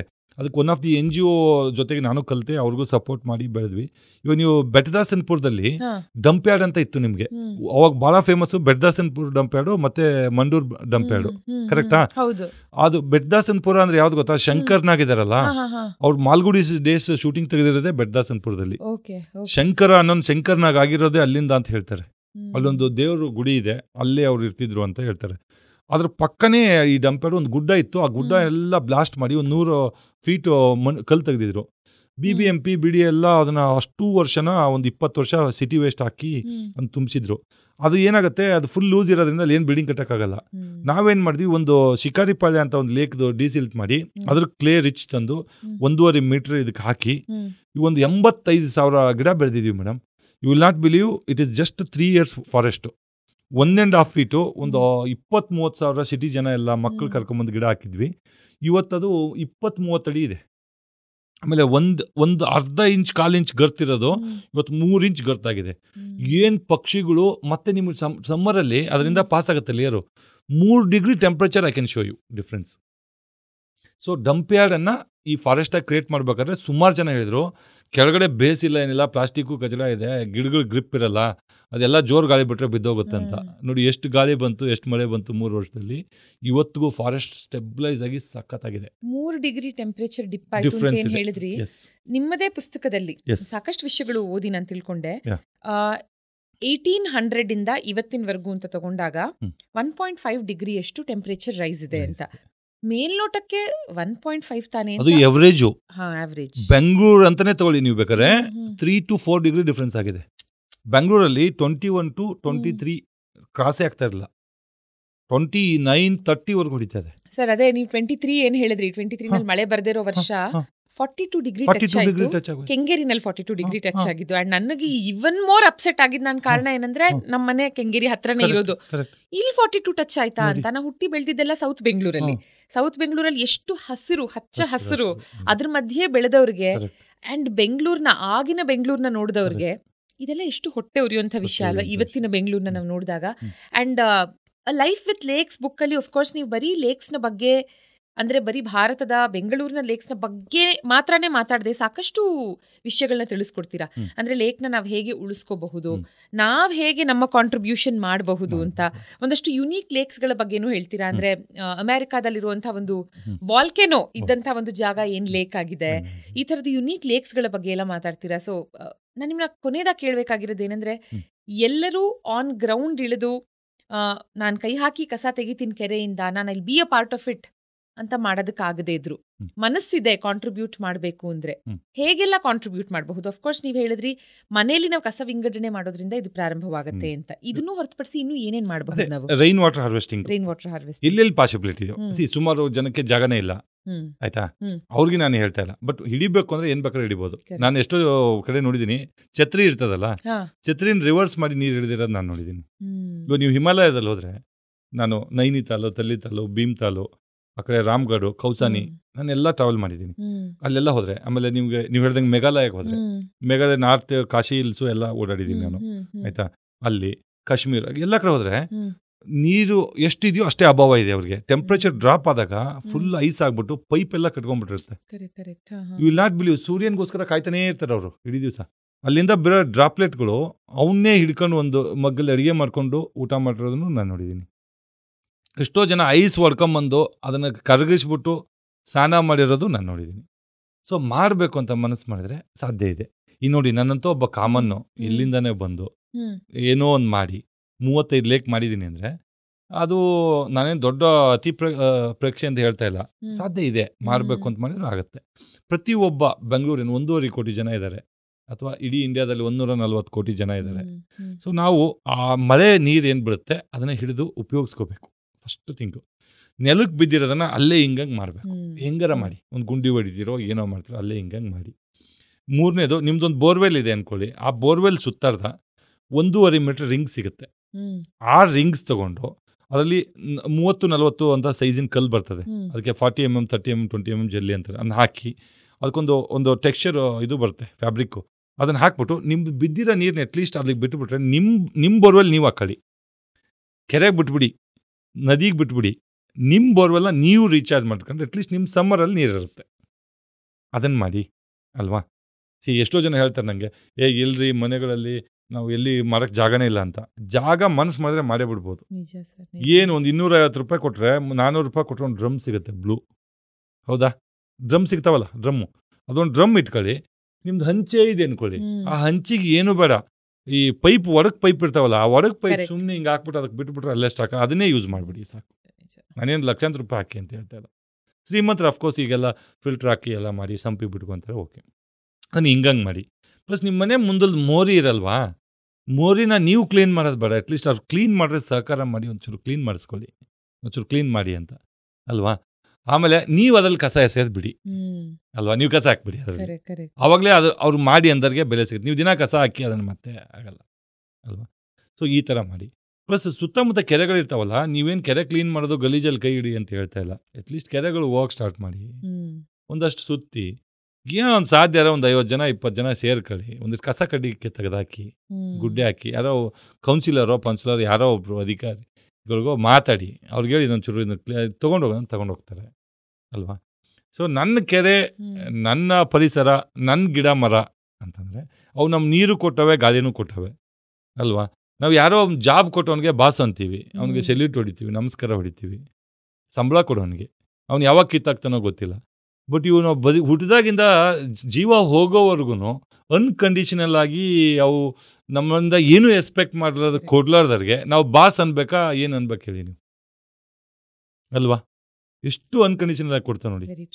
ಯಾರು ಬಡವರು ಶ್ರೀಮಂತರು, ಕಪ್ಪಗಿದ್ದಾನೋ ಬೆಳಗಿದ್ದಾನೋ, ಯಾವ ಭಾಷೆ ಮಾತ್ರ ಏನನ್ನೂ ಯೋಚನೆ ಮಾಡೋದಿಲ್ಲ, ನಿಮ್ಗೆ ಕೊಡ್ತಾನೆ ಇರ್ತವೆ. ಅದಕ್ಕೊಂದು ಕೃತಜ್ಞತೆ. ಎಲ್ಲರೂ ಹೇಳ್ತಾರೆ ತಂದೆ ತಾಯಿ ಹುಟ್ಟಿಸಿದ ಮೇಲೆ ಅವ್ರನ್ನ ದೇವ್ರ ಥರ ಕಾಣಬೇಕು, ಅವ್ರನ್ನ ಪೂಜೆ ಮಾಡಬೇಕು, ಅವ್ರನ್ನ ಚೆನ್ನಾಗಿ ನೋಡ್ಕೋಬೇಕು, ಅವ್ರ ಪ್ರೀತಿಯಿಂದ ಇರಬೇಕು ಅಂತ. ಒಂದು ಜೀವ ಕೊಟ್ಟವ್ರಿಗೆ ಹಂಗೆ ಆ ತಂದೆ ತಾಯಿಗೇನೆ ನೀರು ಕೊಟ್ಟು ತಂದೆ ತಾಯಿಗೆ ಗಾಳಿ ಕೊಟ್ಟು ಅವ್ರನ್ನ ಬದುಕಿಸಿ ಅವ್ರ ಹೊಟ್ಟೆಯಿಂದ ನಿಮಗೆ ಬಂದವ್ರಿಗೆ ಇನ್ನೇನು ಮಾಡ್ತೀರಾ? ನಾನು ನನ್ನದು ಅನ್ನೋದು ನಮ್ಮ ವಸ್ತುಗಳಿಗೆ ಮಾತ್ರ ಸೀಮಿತವಾಗಿರದೆ ನನ್ನ ಕೆರೆ, ನನ್ನ ನದಿ, ನನ್ನ ನಗರ, ನನ್ನ ಗಾಳಿ, ಅದು ಯಾವತ್ತು ಬರುತ್ತೋ ಬಹುಶಃ ಅವತ್ತು ಅಲ್ಲಿಂದ ಬದಲಾವಣೆ ಅಂದ್ಬಿಟ್ರೆ ಮೇಡಮ್ ಇನ್ನೊಬ್ರು ಅವಶ್ಯಕತೆನೇ ಇಲ್ಲ. ನೀವು ನನ್ನ ಕೆರೆ ಅಂತ ಇಷ್ಟು ಚೆನ್ನಾಗಿ ಹೇಳಿದ್ರಿ. ಅದು ನನ್ನ ಮನ್ಸರೇ ಹೇಳೋದು. ನಾನು ಆಕ್ಚುಲಿ ನೀವು ಅದನ್ನ ನಾನು ಬಾಯಟ್ ಮಾಡ್ಕೊಂಡಿಲ್ಲ, ನನಗೆ ಬರೋದೇ ನಂದು ಅಂತ ಬರುತ್ತೆ. ನನಗೆ ಏನಾಗಿದೆ ಗೊತ್ತಿಲ್ಲ, ಅದನ್ನ ಎಷ್ಟು ಜನ ನಂಬ್ತಾರೋ ಜನ ಬಿಡ್ತಾರೋ, ಬಟ್ ನನ್ನ ಆತ್ಮಸಾಕ್ಷಿ ನನ್ನ ಕೆರೆ ಅಂದರೆ ನನಗೆ ಹೆಮ್ಮೆ. ನನ್ನ ಮನೆಗಿಂತ ದೊಡ್ಡದು, ನನ್ನ ತಂದೆ ತಾಯಿಗಿಂತ ದೊಡ್ಡದು ಅದು ಕೆರೆ. ಇವತ್ತು ಇಲ್ಲಿ ಕೂರಿಸಿರೋದು ಅದೇ ಕೆರೆ. ನಾವು ಮಾಡುವಂಥ ಕೆಲಸದಲ್ಲಿ ಆ ಒಂದು ಹುಚ್ಚಿರ್ಬೇಕಂತೆ, ಹುಚ್ಚು ಪ್ಯಾಷನ್. ಕೆರೆಗಳು ಅಂತ ಬಂದಾಗ ನಿಮ್ಮಲ್ಲಿ ಆ ಹುಚ್ಚು ಪ್ಯಾಷನ್ನ ನೋಡ್ತಾ ಇದ್ದೀನಿ ನಾನು. ತುಂಬ ಖುಷಿ ಸರ್. ಅಂದರೆ ಬಹಳ ವರ್ಷಗಳಿಂದ ನಿಮ್ಮನ್ನು ಮಾತಾಡಿಸ್ಕೊಂಡು ಏನು ಬಂದಿದ್ದೀನಿ. You have inspired me then, you have continue to inspire all of us ಇವತ್ತಿಗೂ. ಇದು ಹೀಗೆ ಮುಂದುವರಿಲಿ. ಆ್ಯಂಡ್ ನಾವು ನಮ್ಮ ಬಿಟ್ಟು ಏನೆಲ್ಲ ಮಾಡಬಹುದೋ ಖಂಡಿತ ಮಾಡೇ ಮಾಡ್ತೀವಿ ಅಂತ ಪ್ರಾಮಿಸ್ ಮಾಡ್ತಾ, ಥ್ಯಾಂಕ್ ಯು ಇಷ್ಟೆಲ್ಲ ವಿಷಯಗಳನ್ನು ಮಾತಾಡಿದ್ದಕ್ಕೆ. And as we come to the end of ಈ voice of Bengaluru, Anand sir revive ಮಾಡಿರುವಂಥ ಸಾಕಷ್ಟು ಕೆರೆಗಳು, ಅದರ ಹೆಸರನ್ನ ಕೂಡ ಇವಾಗ ನೀವು ಸ್ಕ್ರೀನ್ ಮೇಲೆ ನೋಡಬಹುದು, ಡಿಸ್ಪ್ಲೇ ಮಾಡ್ತಾ ಇದ್ದೀವಿ.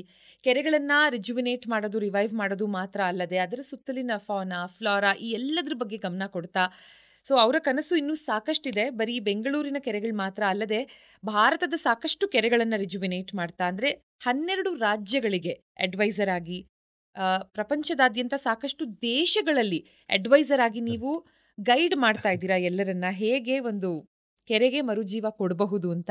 ನಿಮ್ಮ ಈ ಒಳ್ಳೆ ಕೆಲಸ ಹೀಗೆ ಕಂಟಿನ್ಯೂ ಆಗ್ತಿರ್ಲಿ. Thank you so much. ನಾನು ಒಂದು ಏನು ಹೇಳೋಕ್ಕೆ ಇಷ್ಟಪಡ್ತೀನಿ ಅಂದರೆ, ನೀವು ಆಲ್ಮೋಸ್ಟ್ 3-4 ವರ್ಷದಿಂದ ತಾವು FM ಅಲ್ಲಿ ಇದ್ದಾಗ್ಲೂ ಅಷ್ಟೇ ಇಂಥ ಒಂದು ನಿಸರ್ಗದ ಕಾರ್ಯ, ಇಂಥ ವ್ಯಕ್ತಿಗಳನ್ನ ಗುರುತಿಸಿ, ನಾವೆಲ್ಲ ಎಲ್ಲೋ ಒಂದು ಕಾರ್ನರಲ್ಲಿ ಕೆಲಸ ಮಾಡೋ ಜನಗಳು, ಯಾವುದೋ ಒಂದು ಹಳ್ಳಿನಲ್ಲಿ ಇರ್ತೀವಿ, ಅದಕ್ಕೆ ಅವ್ನು ಕರೆದು ಇಷ್ಟೊಂದು ಲೈಕ್ ಮೈಂಡೆಡ್ ಪೀಪಲ್ ಇದ್ದಾರೆ ಬೆಂಗಳೂರಲ್ಲಿ. 1.5 ಕೋಟಿನಲ್ಲಿ ಅಟ್ಲೀಸ್ಟ್ ಒಂದು 90% ಜನ ನೇಚರ್ ಲವರ್ಸೇ ಇದ್ದಾರೆ ಅಂತ ಅನ್ಕೊತೀನಿ. ಅವ್ರೆಲ್ಲರಿಗೂ ಒಂದು ಮನಸ್ಸು ತಂಪಾಗತ್ತೆ. ಏನಾಡಿ ಇದು ವಿಡಿಯೋ ನೋಡೋದಾಗಲಿ ಕೇಳೋದಾಗಲಿ, ಅಟ್ಲೀಸ್ಟ್ ಇಂಥ ಒಂದು ಮಾಡ್ತಾಯಿದ್ರಿ. ಆಮೇಲೆ ಇದೇ ಫಸ್ಟ್ ಇಂಟರ್ವ್ಯೂ. ನಾನು ಎನ್ವೈರ್ಮೆಂಟ್ಲಿಸ್ಟು, ನೀವು ಎನ್ವೈರ್ಮೆಂಟ್ಲಿಸ್ಟು ಅಂತ ಡೌಟ್ ಆಗಿರೋದು. ನನಗೆ ಎಷ್ಟೋ ಜನ ಹೇಳ್ತಾರೆ, ಆನಂದ್ ನೀನು ಇಂಟರ್ವ್ಯೂವಲ್ಲಿ ಕೂತ್ರೆ ನೀವು ಅವರು ಅಪೋಸಿಟ್ ಇರೋರಿಗೆ ಮಾತಾಡೋಕ್ಕೆ ಬಿಡೋದಿಲ್ಲ, ಅವ್ರಿಗೆ ಚಾನ್ಸೇ ಕೊಡೋದಿಲ್ವಲ್ಲ ಮರೆ, ನೀನು ಬರೀ ನೀನೇ ಮಾತಾಡ್ತೀನಿ. ನಾನು ಅದೇ ಹೇಳೋದು, ನನಗೆ 1 hour ಸಾಲದು ಮರೆ, ಅದು ಕಂಟೆಂಟ್ ಅಷ್ಟಿರುತ್ತೆ. ಅದು ನಾನು ಮಾತಾಡಿದ್ದು ಬರೀ 1%, 99% ನನ್ನ ಜನಕ್ಕೆ ಕೇಳಬೇಕು ಅಂತ ನಾನು ಅಂತಿರ್ತೀನಿ.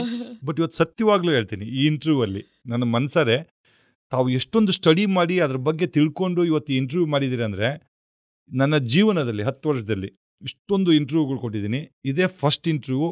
ನಾನು ತುಂಬ ಕಮ್ಮಿ, ಅಂದರೆ ನಾನು 30% ಮಾತಾಡಿ, ನೀವು 70% ಮಾತಾಡಿರೋದು. ಒಂದು ಸಾರಿ, ಬಿಕಾಸ್ ನಿಮ್ಮನ್ನು ಜಾಸ್ತಿ ಮಾತಾಡಕ್ ಬಿಡಬೇಕು. ಎರಡನೇದು ಥ್ಯಾಂಕ್ ಯು. ಆಮೇಲೆ ನಿಮ್ಮ ಕಂಟೆಂಟು ಡೇಟಾದಲ್ಲಿ ಸುಮಾರು ನಾನು ಇವಾಗ ಮರುಕಳಿಸಿದ್ದು ಡೆಡ್ ಲೇಕು, ಇನ್ನೊಂದು 2 ಲೇಕ್ ಹೆಸರಿದೆ. ಸತ್ಯವಾಗ್ಲೂ ನನಗೆ ಅದ್ರ ಬಗ್ಗೆ ಗೊತ್ತೇ ಇಲ್ಲ, ನನಗೆ ತಿಳ್ಕೊಂಡೂ ಇಲ್ಲ. ಸೊ ತಾವು ಇಷ್ಟೊಂದು ಪ್ಯಾಷನೇಟ್ ಆಗಿ ಈ ಸಬ್ಜೆಕ್ಟ್ ಬಗ್ಗೆ ಡೆಪ್ತಾಗಿ ಓದ್ಕೊಂಡು ತಿಳ್ಕೊಂಡು, ಇನ್ಫ್ಯಾಕ್ಟ್ ನನ್ನ ಬುಕ್ಕು ತಾವು ಫೋನ್ ಮಾಡಿ ಹೇಳಿದ್ರಿ, ಈ ಥರ ಬುಕ್ಕು ನನಗೆ ಎಲ್ಲಿ ಸಿಗುತ್ತೆ ಅಂತ. ನಾನು ಅಮೆಝಾನಲ್ಲಿ ಸಿಗುತ್ತೆ ಅಂತ. ಅವಾಗ ತಾವೇದ್ರಿ ಕಿಂಡಲಲ್ಲಿ ವರ್ಷನ್ ಅಷ್ಟೇ ಇದೆ ಆನಂದ್ ಅವರೇ, ನಾನು ಬುಕ್ ಓದಬೇಕು, ನಾನು ಬುಕ್ ಮುಟ್ಟಿ ಅದ್ರ ಜೊತೆ ಫೀಲಲ್ಲಿ ನಾನು ಓದಬೇಕು ಅನ್ನೋದಕ್ಕೆ ನನಗೆ ಭಾಳ ಖುಷಿ ಆಯಿತು. ನೀವೇ ಫಸ್ಟು ನನಗೆ ಆ ಥರ ಕೇಳಿದ್ದು. ನಾನು ನಿಮ್ಗೆ 2-3 ಅವರ್ಸಲ್ಲಿ ಅದನ್ನು ಡೆಲಿವರಿ ಮಾಡಿದೆ. ಬಟ್ 2-3 ದಿವಸದಲ್ಲಿ ಅದನ್ನು ಓದಿ ಇಷ್ಟೆಲ್ಲ ರಿಸರ್ಚ್ ಮಾಡಿ ತುಂಬ ಚೆನ್ನಾಗಿದೆ ಅಲ್ವಾ? ಆಮೇಲೆ ನನಗೆ ಆನಂದ ಆಗಿದ್ದು ಏನು ಗೊತ್ತಾ, ನೀವು ಇಲ್ಲಿ ಬಂದ ಮೇಲೆ ಇಂಟರ್ವ್ಯೂಗಿಂತ ಮುಂಚೆ ಆ ಡೇಟಾ ಎಲ್ಲ ಕಲೆಕ್ಟ್ ಮಾಡಿದಿರಲ್ಲ. ಇವತ್ತು ಏನಾದರೂ ನಾನು ಇಷ್ಟು ಇಂಟರ್ವ್ಯೂವಲ್ಲಿ 70% ನೀವು ಮಾತಾಡಿ 30 ನಾನು ಮಾತಾಡಿದರೆ, it is other way around. ಬೇರೆ ಇಂಟರ್ವ್ಯೂಸು 20 ಅವರು ಯಾರ ಜೊತೆಗೆ ಕುಂತಿರೋರು, 80 ನಾನೇ ಮಾತಾಡ್ತಿದ್ದೆ. ಆಮೇಲೆ ಲಾಂಗ್ ಕನ್ವರ್ಸೇಷನ್ ಇದು. ಯಾಕಂದರೆ ಲಾಂಗ್ ಕನ್ವರ್ಸೇಷನ್ ಹೆಂಗಂದರೆ ಯಾವುದೋ ಒಂದು ಸಬ್ಜೆಕ್ಟ್ಗೆ ಡೀಪ್ಗೆ ಹೋಗ್ಬಿಡ್ತಾ ಇದ್ದೆ. ಇವತ್ತು ನೋಡಿದರೆ ಎಲ್ಲ ಶಾರ್ಟಾಗಿ ಕ್ರಿಸ್ಪ್ ಆಗಿ ನಾವು ಎಲ್ಲ ಏರಿಯಾನೂ ಕವರ್ ಮಾಡಿದ್ವಿ. ಸೊ ಇಂಥ ಇಂಟರ್ವ್ಯೂಗಳು ಈ ಥರ ನಾಲೆಜಬಲ್ಲು, ಆ ಥರ ಡೆಪ್ತ್ಗೆ ಹೋಗಿ ಈ ಥರ ಅಪೋನೆಂಟು ನಮಗೂ ಬೇಕಾಗಿತ್ತು. ಇವತ್ತು ಒಳ್ಳೆ ಪಿಚ್ ಇವತ್ತು. Bowlers matters a lot for batsmen ಅಲ್ವಾ? ಇವತ್ತು ನಾನು 6-4 ಏನಾದ್ರು ಹೊಡೆದಿದ್ರೆ ಅದು ನಿಮ್ಮ ಬೌಲಿಂಗ್ ಇಂದ, How sweet. ಕ್ಯಾಚ್ ಆಗಿದ್ರು ನಿಮ್ಮ ಬೌಲಿಂಗ್ ಇಂದ. Very fantastic Thank you, journey sir. ಇವತ್ತು. Thank you. ಹಿಂಗೆ ಮಾಡಿ ತಾವು ನೂರಾರು ಜನಕ್ಕೆ ಒಂದು ಒಳ್ಳೆ ವಿಷಯಗಳನ್ನು ತಿಳಿಸಿ, ಈ ಎಲೆ ಮರೆ ಕಾಯಿಗಳನ್ನು ತಗೊಂಬನ್ನಿ, ಅವ್ರಿಗೂ ಒಂದಷ್ಟು ಜನ ನೋಡ್ತಾರೆ. ನೀನು 1,00,000 ಜನ ನೋಡಿದರೆ 1,00,000 ಜನ ಚೇಂಜ್ ಆಗಲಿ ಅಂತ ಎಕ್ಸ್ಪೆಕ್ಟ್ ಮಾಡ್ತಾ ಇಲ್ಲ. ಒಂದೇ 100 ಜನ ಚೇಂಜ್ ಮಾಡಿದರೆ ನಮ್ಮ ಕೆಲಸ ನಿಮ್ಮ ಕೆಲಸ ಆಯಿತು. ಥ್ಯಾಂಕ್ ಯು ಸೋ ಮಚ್ ಇಲ್ಲಿವರೆಗೂ Thank you, ಕರೆದಿದ್ದಕ್ಕೂ, Anand sir. ತಮ್ಮ Thank you. ಟೈಮ್ಗೂ. ತಾವು ಎಷ್ಟೊಂದು ಲೈಫ್ನ ಡೆಡಿಕೇಟ್ ಮಾಡಬೇಕಾಗತ್ತೆ. ನಮ್ಮಂತನ ಕರ್ಕೊಂಬಂದು ಕೂರಿಸ್ಬೇಕಾದ್ರೆ ಅದರಿಂದ ಖರ್ಚು ವೆಚ್ಚ ಟೈಮು ಅಲ್ವಾ, ಅದರಿಂದ ಎಷ್ಟು ರಿಟರ್ನ್ಸ್ ಬರುತ್ತೆ ಎಷ್ಟು ಹೋಗುತ್ತೆ ಅದನ್ನು ಲೆಕ್ಕ ಹಾಕ್ಲಾರ್ದೆ you are also dedicating, you are also spending your quality of the life. One day legend ಆಗಬೇಕು ಅಂತಂದರೆ ಅದಕ್ಕೆ ತ್ಯಾಗ, ಮನೋಭಾವನೆ, ಅದರದ್ದೊಂದು ತ್ಯಾಗ ಅಂದರೆ ಬರೀ ಆಸ್ತಿ ಪಾಸ್ತಿ ದುಡ್ಡು ಅಲ್ಲ, ಟೈಮ್ ಆಲ್ಸೋ. ಲೈಫ್ ಸ್ಪ್ಯಾನ್ ನೋಡಿ, ಒಂದು 2,000 ವಾರ ಇರುತ್ತೆ ಮನುಷ್ಯನಿಗೆ, ಅದರಲ್ಲಿ ತಾವು 16 ವರ್ಷ ಕಳೆದಿದ್ದೀರಾ. ಸೊ ಇದೇ ಥರ ತಮ್ಮ ಕಾಯಕ ನಡೀಲಿ, ನಾವೆಲ್ಲ ಜೊತೆಗಿರ್ತೀವಿ, ಥ್ಯಾಂಕ್ ಯು ಜೊತೆಗೆ ಸೇರಿ ಮಾಡೋಣ ಅಂತ. Thank you. Thank you. ಇಷ್ಟು ಡೀಪಾಗಿ ಯಾರೂ ಅನಲೈಸ್ ಮಾಡಿರಲಿಲ್ಲ. ಪ್ರಿಪೇರ್ ಆಗಿ ಬಂದು ಒಂದು ಇಂಟರ್ವ್ಯೂ ಮಾಡಿದಾಗ ಎದುರಿಗೆ ಕೂತಿರೋರು, ಇಂಟರ್ವ್ಯೂ ಕೊಟ್ಟವರು ಅದನ್ನು ಗಮನಿಸಿ ಹೊಗಳಿದಾಗ ನಮಗೂ ಅದೊಂದು ಸಾರ್ಥಕತೆ. ನಿಜ, ನಿಜ. ಆ್ಯಂಡ್ ನಿಜವಾಗ್ಲೂ ಐ ಮೀನ್ ಇಟ್. ಯಾಕಂದರೆ ಪ್ರತಿಯೊಬ್ಬ ಗೆಸ್ಟ್ನ ನಾವು ಮಾತಾಡಿಸ್ತಿದ್ದೀವಿ. ನಾನು ಗೆಸ್ಟ್ ಆಗಿ ಒಬ್ಬರನ್ನ ಕರೆದಿದ್ದೀನಿ ಇಂದಾಗ ಆ ವ್ಯಕ್ತಿ is the most important person ಈ ರೂಮಲ್ಲಿ, ರೈಟ್? ಆ್ಯಂಡ್ ಪ್ಯಾಷನೆಟ್ ಆಗಿ ಹೇಗಿರಬೇಕು ನಾವು ಅನ್ನೋದನ್ನ ಜನ ನಿಮ್ಮನ್ನ ನೋಡಿ ಕಲಿಬೇಕು. ನಿಮ್ಮನ್ನು ನೋಡಿ ನಾವು ಕಲಿತಾ ಇದ್ದೀವಿ ಮೇಡಮ್ ಅವರೇ. ನಾನು I am very proud of you because I know you from last 3-4 years. You are not a new person for me. ಅದಕ್ಕೆ ನೀವು ಒಂದು ಮಾತು ಇಂಟರ್ವ್ಯೂಗೆ ಬನ್ನಿ ಅಂದದ್ದಕ್ಕೆ ನೆಕ್ಸ್ಟ್ ಮಾತಾಡಲಾರ್ದೆ ಎಸ್ ಮೇಡಮ್ ಅಂತ ಹಾಕಿದ್ದೇನೆಂದರೆ ನಿಮ್ಮ ಪ್ಯಾಷನ್ನು, ನಿಮ್ಮ ಒಂದು ಅದ್ರಗಿರ್ತಕ್ಕಂಥ ಏನು ಹೇಳ್ತೀರಾ ಕಮಿಟ್ಮೆಂಟು, ಇದಕ್ಕೋಸ್ಕರನೇ ನಾವು. So we are very proud to be with you. Means a lot sir, means a lot. So ನಿಮಗೆ ಒಂದು ಪುಟ್ಟ ಕಾಣಿಕೆ ಸಪ್ತಮ್ ತೈಲ ಇಷ್ಟೆಲ್ಲ ನಮ್ಗೆ ಅಪಾರ್ಚುನಿಟಿ ಕೊಟ್ಟು ಎಲ್ಲ ಮಾಡೋದ್ರಿಂದ ಅದ್ರ ಜೊತೆಗೆ ಒಂದು ಕಾಣಿಕೆನೂ ಕೊಡ್ತಾ ಪುಟ್ಟ ಇದ್ದೀರಾ. ಕಾಣಿಕೆ ವುಡ್ ಪ್ರೆಸ್ಡ್ ಆಯಿಲ್ಸ್. ಇದು ಯಾರು ಇವರು?